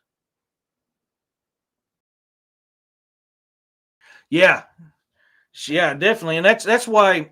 Okay, so I do a show. Usually, do a show on Saturdays, Christine, which is called Campfire Chats with Eric and Guest, and that's a safe place for you to come and share your experiences. And it was actually created by my followers. That's why we have that show on Saturdays at 5 o'clock Central Standard Time. It was interesting how that show came about. I was actually going live while I was writing a book, and I like to go live from time to time when I'm writing a book because it helps my readers to get into my mind of how I'm writing, and they get a sneak peek into what I'm writing, and they get to ask questions about what I'm writing about and how I came up with the storyline and all that. That's why I like to do it from time to time. Well, one of those lives led into what's now called Campfire Chats with Eric and Guest, and we were talking about our experiences. On Also, when you hit my email, go to my email, cryptidandmythological@gmail.com. I love hearing your experiences. And if you want me to do a video, I'll do a video on it. And I keep people anonymous if they want to be anonymous. I respect that. I know that because I've dealt with that for years. For a long time, I never talked about my experiences because of how people are out there. I'm just at that point now that I live by a simple way of life called dilly gaff. I cannot repeat it on YouTube. Look up what dilly gaff means, and you'll know what I mean. And that's why now I've come out. I've shared my experiences. I've been on documentaries. I've been on podcasts. I write my stuff in my books. Just really, really love doing this, and I want to help people get their encounters out, because there's going to come a point in time where they can no longer share their encounters, and I would hate to see them encounters go away. I live for this stuff. I love this stuff. I love researching this stuff, and so that's why I have that email, and that's why I have that show. Is come on, dude. Hold on. Board being bored. Quit. Now stop. You're being a pain in the butt. We will play tug of war in a little bit, but I'm busy right now, bud. Sorry, guys. DA is part of the Fluffy Mafia. He's a good researcher, brother. You're absolutely right, William. DA is one of the very best out there. Just so is Jessica. So are you. I mean, for those, Christine, you may not know, I'm actually a co-host with William Nighthawk, and I'm very blessed to be on his show. And that's why I do what I do, Christine. I love what I do, and I do that for that very reason. Oh, God, thank you, Roxanne. Brock Blades, another one of the show. Brock is former law enforcement. He now solely hand forges his blades, and he has his company called Brock Blades. They are some of the very, very best blades on the market. And even though he may make a Sayax for me and then make a Sayax for William, our Sayaxes will not be the same because they're hand forged. They're not mass produced. They are hand forged. Very good company. If you're looking for a very good blade, Brock Blades is definitely one to go to. Oh, thank you, Christine. Yeah, that's good. Yeah, that's awesome. I mean, that is awesome. But I'm truly blessed to be connected with these people out here. I mean, I really am. Yeah, you do. Yeah, you do, Roxanne. Which one do you get? Which country do you want to hear about next and their encounters of vampirism? Because I won't have time to go through all the rest of these, especially that one that's really, really long. I'll let you guys think about it again. I want to cover the American one real quick while you guys think about which country you want to hear next. We'll probably have time to do one, maybe two after this one. So the Americas, the female vampire-like monster are the Segoyans of Trinidad. Dude, that's my boot. And the Tunda and the Pasola of the Colombian folklore, while the Mapuche of southern Chile have the blood-sucking snake known as the Pt.1, aloe vera, hung backwards behind near a door was stop. Sorry, I'm getting attacked by a puppy right now. Poland, I think I got that one. You are a pain in my butt, dude. You're distracting. Stop. He's literally attacking my feet and pulling them right now. Was thought to ward off vampiric beings in South America. Superstitions. The Aztec mythology described tales of the Tito, skeletal-faced spirits of those who died in childbirth, who stole children and entered into sexual liaisons with the living, driving them mad. Where does that sound familiar? Um, there's a connection. Once again, we're hearing something very similar to Lilith. Once again, it's amazing how much Lilith appears in all these countries around the world in these ancient times. And that's why I'm a firm believer. Not only is she the first vampire, but probably the mother of vampires as well, because you hear so much about that. And her daughters do the same thing. And once again, this is South America, and we're hearing encounters that's very similar to what Lilith and her daughters do. Driving them mad. The Lugaru is an example. Oh, the Lugaru uh, is an example of having Lugaru is an example of how a vampire belief can result from a combination of beliefs. Here's a mixture of French and African voodoo and uh, uh, or voodoo. The term la grugaru possibly comes from the French loup garou, meaning werewolf. It's a rugaroo, and is common in the culture of Martis.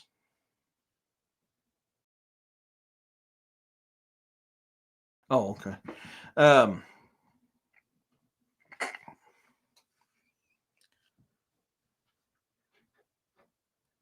yeah, exactly, William. Yeah, you see how all this is tied together, and that's why I'm a firm believer there has to be vampires in this world, because not only of these ancient stories that I'm talking about now, but a lot of the modern stuff that's coming up today. It's just there's too much to deny this possibility. However, the stories of the Lugaru are widespread through the Caribbean islands and Louisiana in the United States during the late 18th and 19th centuries. There was a widespread belief in vampires in parts of New England, particularly in Rhode Island and eastern Connecticut.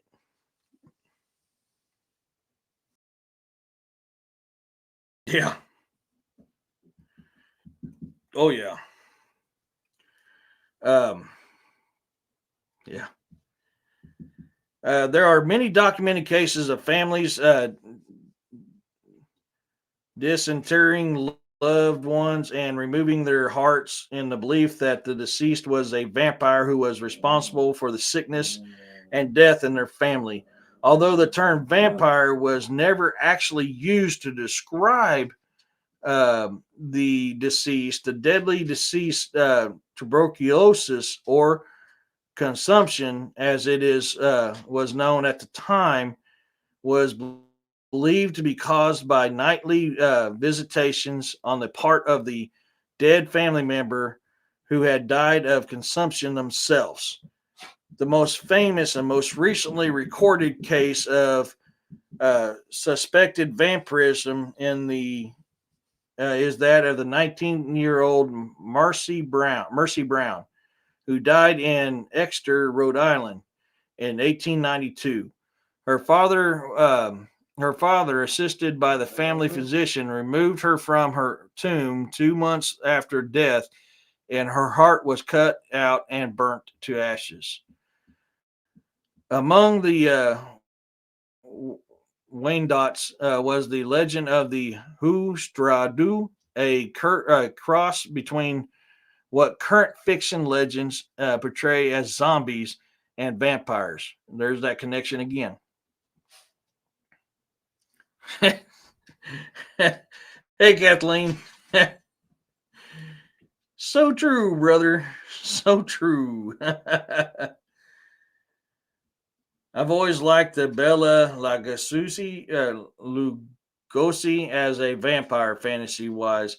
He's a great Igor in the movie Son of Frankenstein. Oh, Igor.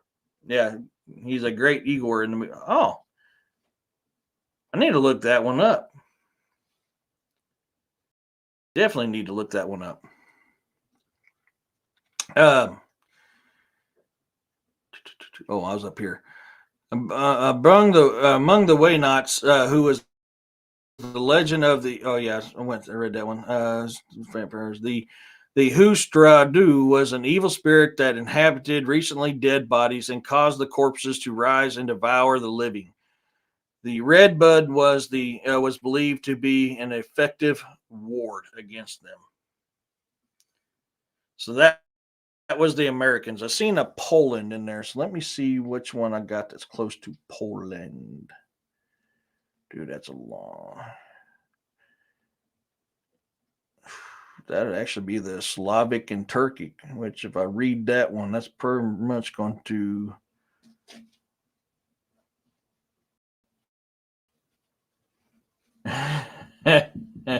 Oops, it's. See, that's the funny thing. The legend behind garlic, Roxanne, actually comes from anything that is, likes to live off of blood. Ticks, skeeters, leeches. They all don't like garlic. So that is where the myth of garlic came into vampirism.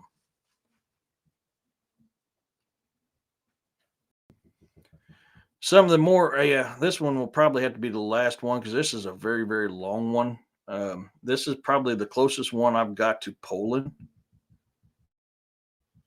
I'm double checking to make sure. This one here is about 2.5 pages itself.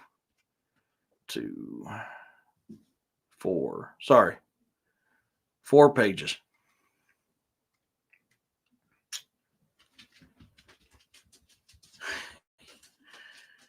Yep. That's all I'm going to say is, yup. I know that feeling.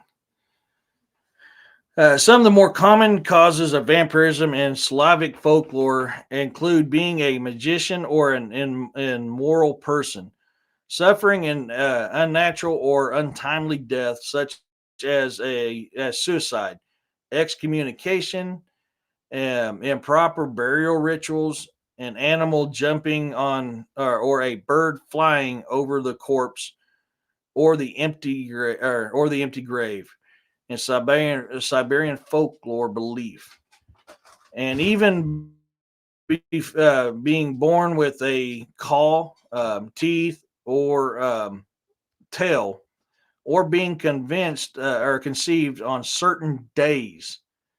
In southern Russia, people who were known to talk to themselves were believed to be at risk of becoming a vampire. Slavic vampires are able to appear as butterflies, echoing an earlier belief on the butterfly symbolicism, a departed soul. Some transitions spoke of living vampires or people with two souls, a kind of witch capable of leaving its body and engaging in harmful and vampiric activity while sleeping. I haven't seen that in forever, man. It's been a coon's age since I've seen Young Frankenstein. That's a good one. That is a good one. Two of the earliest. Come here, you spoilt rotten turd. Yeah, I'm done. I'm done doing my deal. Come on, over here. You know where to come. Come on. We don't want you bumping your head there, you who. Two of the earliest historical recordings of vampire activity in Europe can be found in the Napola's Chronicles, 14th century, probably written in 1360. For the year of 1336, he mentions a shepherd named Mystala from Bolvik. He died and was buried, but he didn't stay in his grave. Each evening, he walked around, spoke to people as if being alive, and was scaring them. Soon, he started killing the people, and if he stopped by someone's home and called their name, said the person died in 8 days.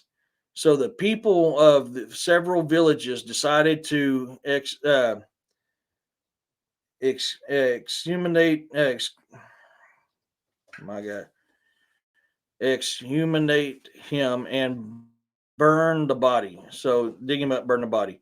Turning the process, he let out a loud. During the process, he let out loud screams. Someone stabbed him with a stick, and a lot of blood came out of the wound.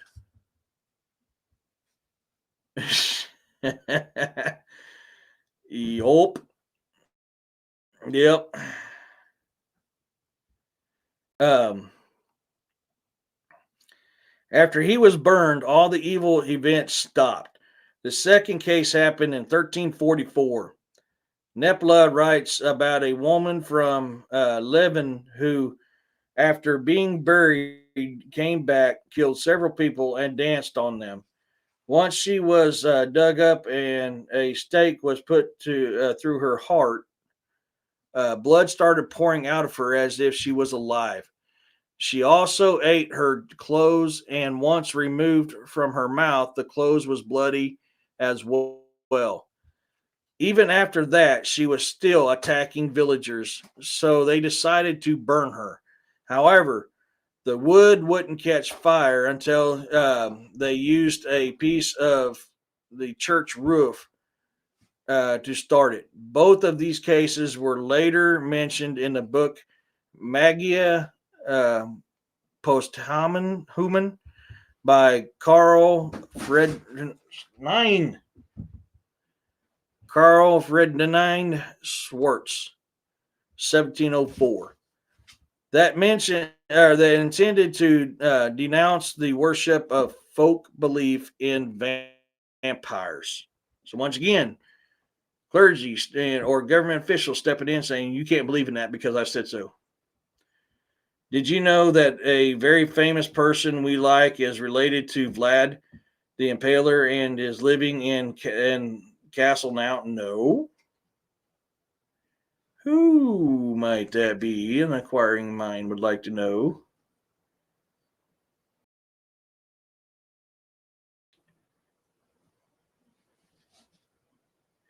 Yep, you're right, Christine. Like I said, that's more of a rumble talk here. Yes, but you are correct. Uh, but yes, William, do tell. Who is this person? Among the beliefs of the East Slavs, those of the northern regions, i.e., most of Russia, are unique in that they're undead while having many of the features of vampirism or vampires of the Slavic people. Do not drink blood, and they do not bear a name derived from the common Slavic root for vampire. Ukraine and Belasaurian legends are more conventional, although in Ukraine, the vampires may sometimes not be described as dead at all, or may be seen as engaging in vampirism long before death. Ukraine folklore also described vampires as having red faces and tiny tails. During cholera epidemics in the 19th century, there was cases of people being burned alive by their neighbors on charges of being vampires. Quit.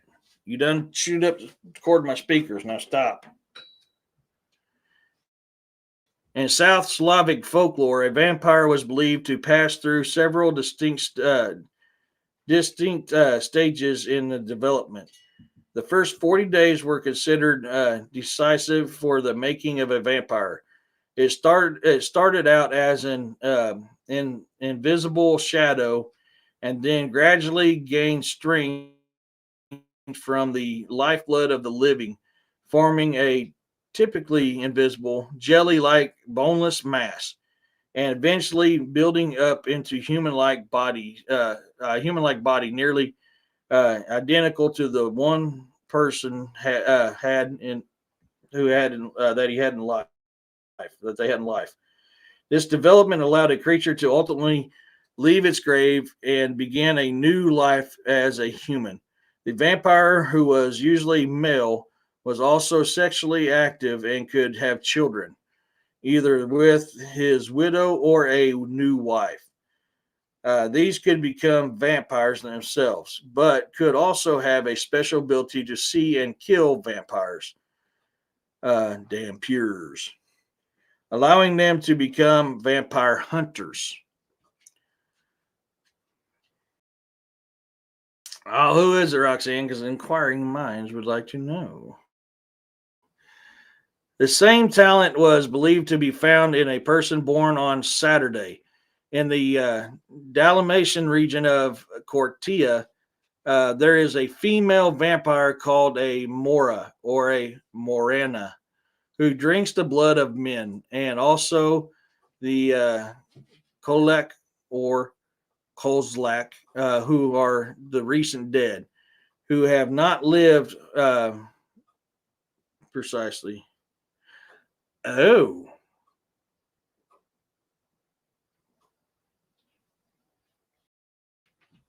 oh, interesting. That is very interesting, actually. We definitely got to talk about that.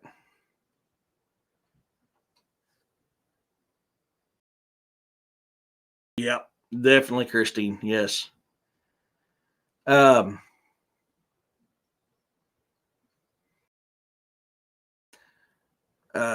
where did I leave off here? I got sidetracked for a second.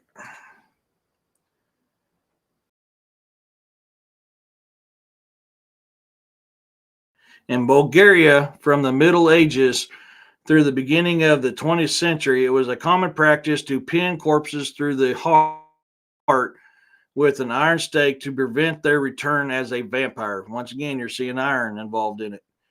In Bulgaria, Cor- Croatia, Slovenia, the Czech Republic, and Slavic are a type of vampire called the Pijak, Pijavika, Chavika, which literally translates to leech. Oh, we're talking about the.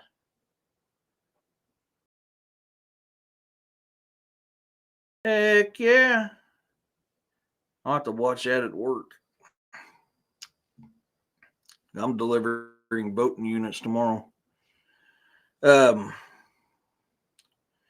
it is used to describe a vampire who has led an evil and sinful life as a human and in turn becomes a powerfully strong, cold blooded killer. Um, Incest, especially between mother and son, is one of the ways in which a Pijavika can be created. And then it is usually come back to victimize its former family, who can only protect their homes by placing mashed garlic. Oh, there's your garlic, Roxanne, and wine at their windows and thresholds to keep it from entering. It can only be killed by fire while awake and by using a rite of exorcism if found in its grave during the day.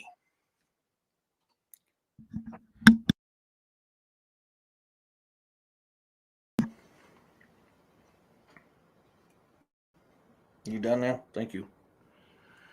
The ward to ward off the threat of vampire and disease, twin brothers would uh, vote or yoke twin oxen to a plow and make a furrow with it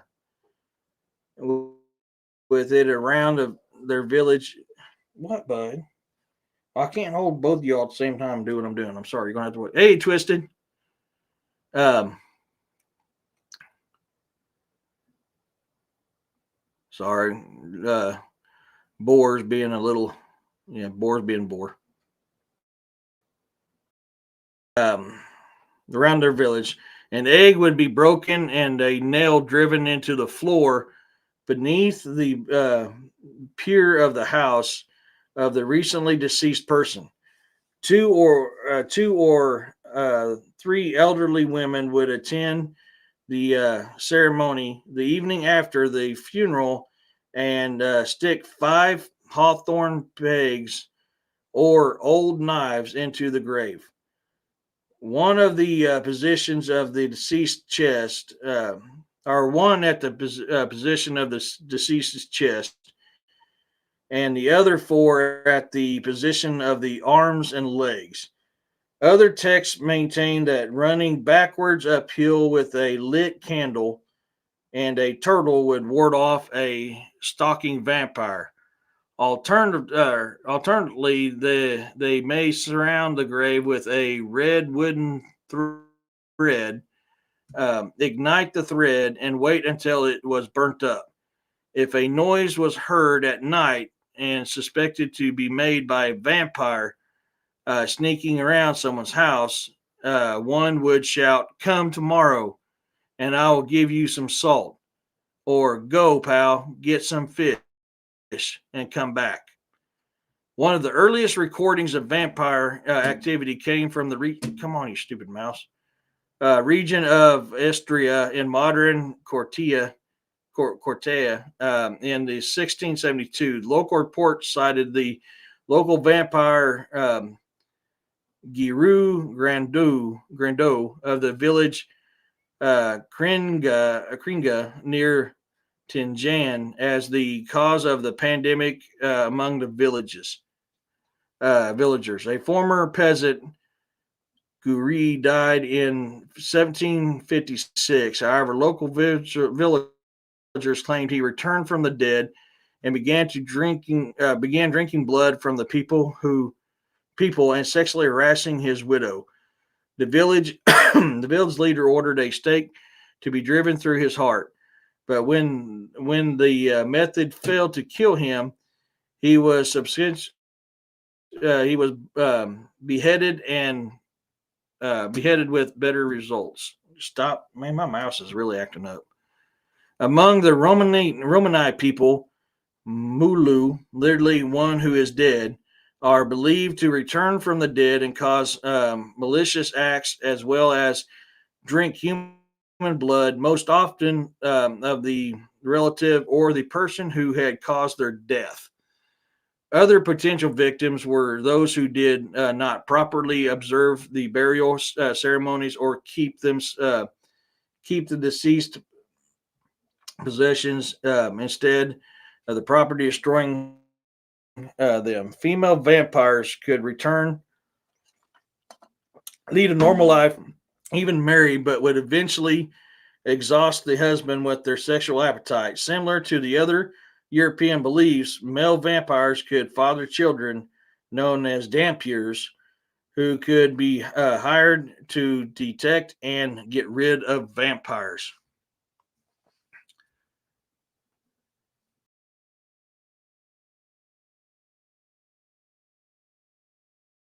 Yeah.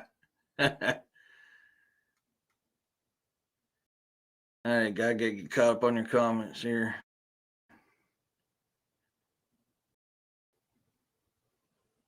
What did I miss? I'm sorry. Oh, okay. Available from 9 p.m. your time. Yeah, I'm usually asleep by that time, William. But I'll definitely catch that the next day when I'm actually going to be working instead of delivering vote machines, because I got to deliver vote machines Monday. I do my regular job Tuesday, and I got to pick up the voting machines Wednesday. Before my fundraiser yesterday, I had to be at work at 7 to load the voting machines on the truck. Uh, there's a no YouTube word, a little twisted, unfortunately. What did I miss on that one?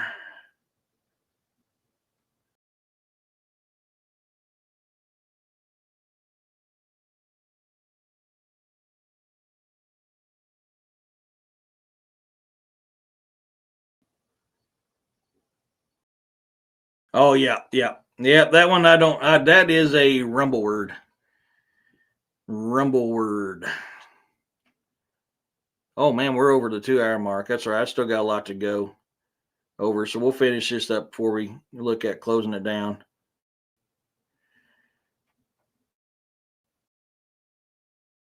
Anyone who had a horrible appearance, was missing a finger, or had appendages similar to those of an animal was believed to be a vampire.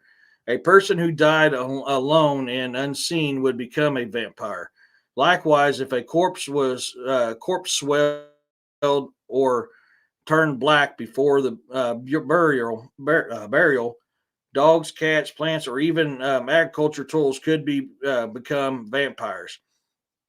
I haven't heard that one before. Pumpkins or melons kept in the house too long would start to move, makes noise, or shows blood. According to the late Siberian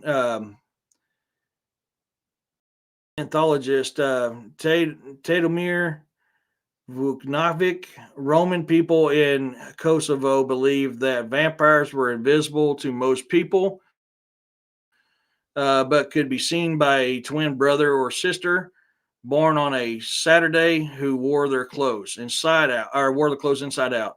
Likewise, a settlement could be protected by finding twins who could also see the vampire outdoors at night, who would have to flee immediately after they spotted it.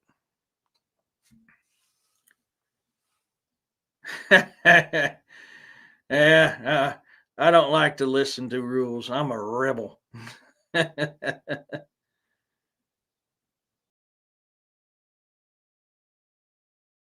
Yeah, that's I'm sorry. Sunday through Wednesdays are hard for me, William, just because I got to be up at 0500.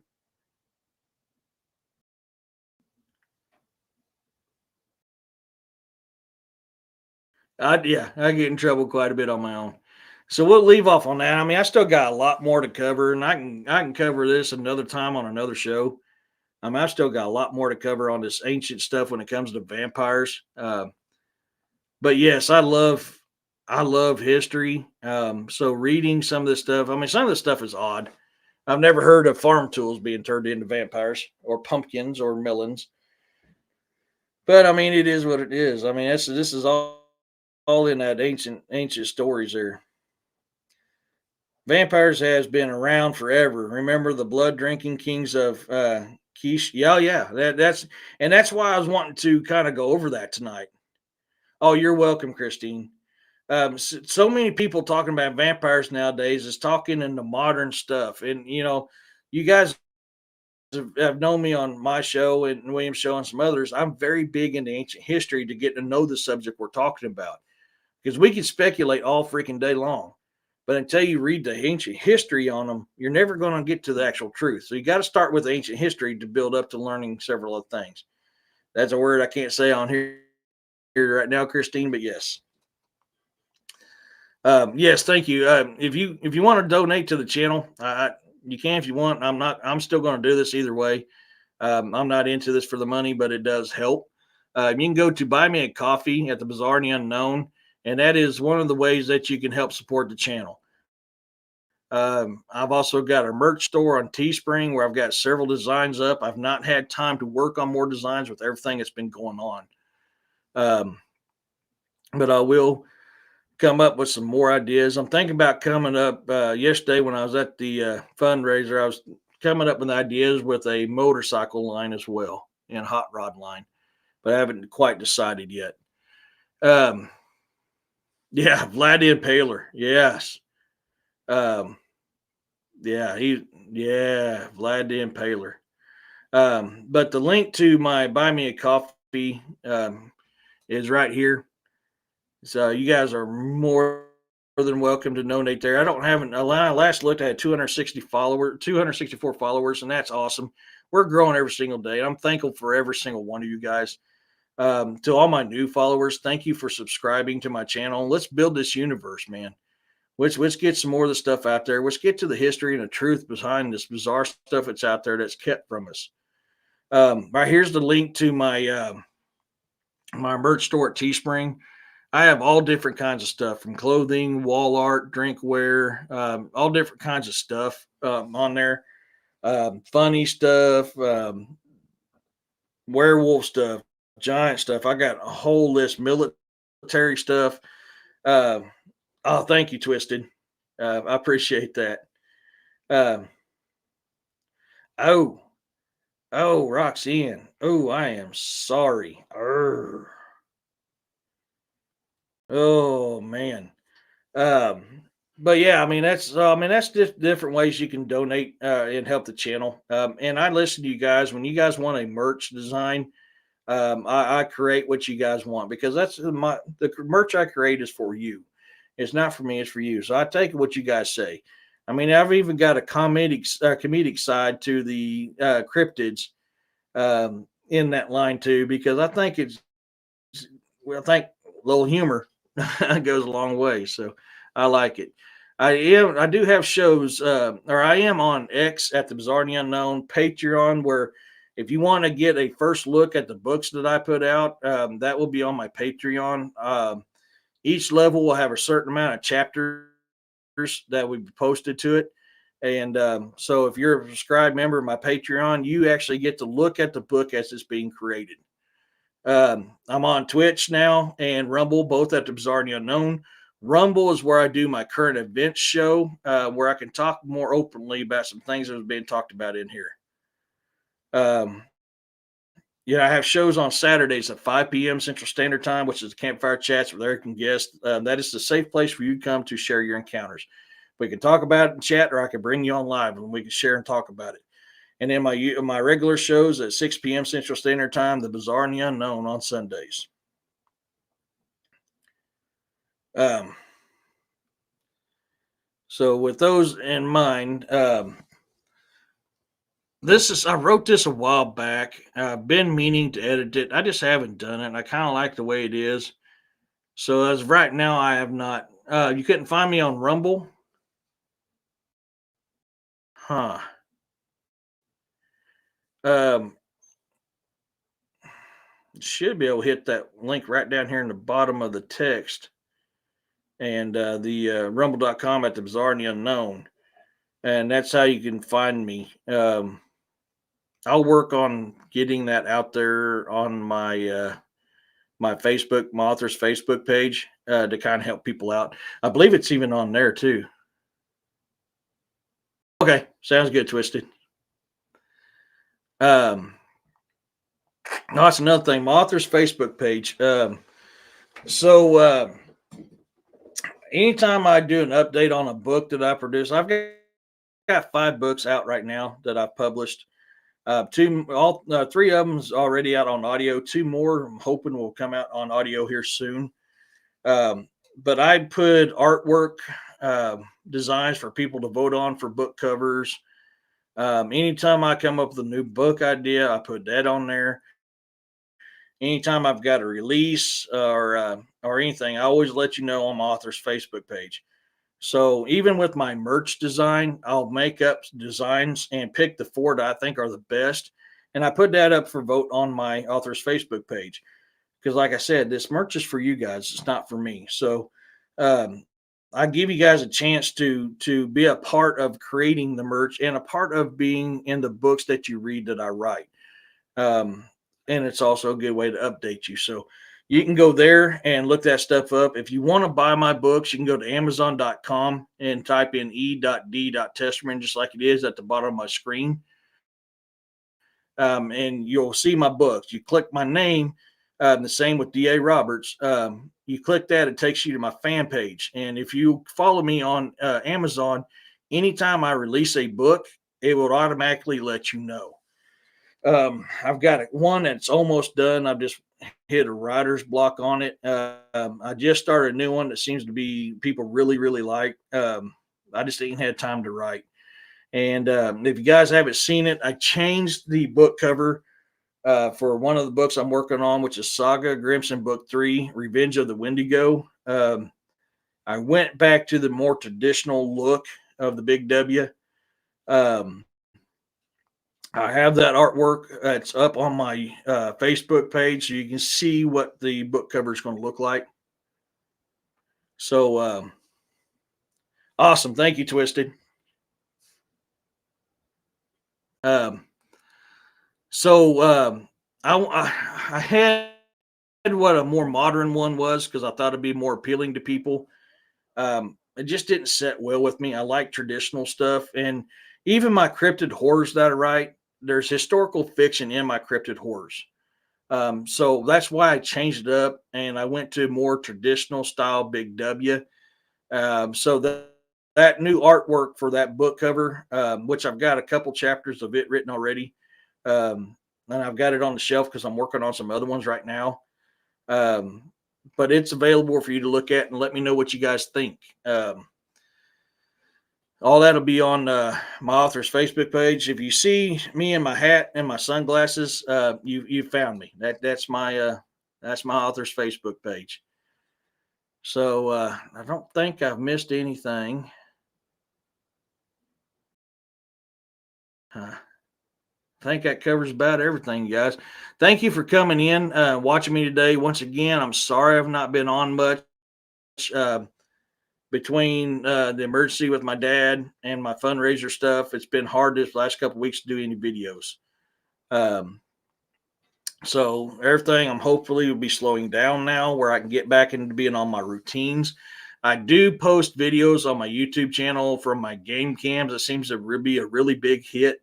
And for those of you who don't know, I'm very big on, nature husbandry. And I believe that plays in the paranormal, supernatural, and cryptid side as well. Like if you want phase on your property, you must take care and respect and be one with your property. I believe that stems with cryptids as well. I think that's why I have so much Bigfoot activity out here, is because I properly maintain my property and care for nature to allow a habitat safe for the creatures of nature. You I've got things for bees, butterflies, rabbits, birds. I mean, I have this stuff set up and it's all natural. I don't do anything synthetic. And I think that's why my activity is the way it is. Yeah. Yeah. Uh I love it. Everybody seems to love the videos from my game cam videos. So I did post a new one of those today, and a couple videos that William has shared on his channel. I created a short video of that today as well, just to kind of pique some people's interest in what's going on. So I'm always going to try to, I'm always going to try to get information out somehow, and also kind of show what things that I do. Um, it was a joy working with Linda Eastburn on the Byways of Bigfoot. It was great seeing her on Jessica's show last night. So, I mean, that was fun. And I've been interviewed by Linda as well. And like I said, if you guys are interested, the documentary I was in was Byways of Bigfoot on Linda Eastburn's YouTube channel. So with that being said, guys, let's get ready we'll do our final little hoorah before we go to sleep tonight. There comes a time when a warrior falls. They leave this realm and will be missed by all. Raise a glass and keep them in your heart. They have kept this realm safe and performed their part. Look to your veterans, your active duty, your EMTs, and the blue line. What they have done was walk that fine line. When the demon comes calling on your soul, they will be there to save us all. Hold them in your prayers, for they are deserving. They all have served or are serving. That's fine, Twisted. Until next time, everybody, once again, thank you. Thanks for everyone that follows my YouTube channel. I am blessed to have every single one of you guys. And I can't wait to see you guys next time. So peace, love, and blessings to you all.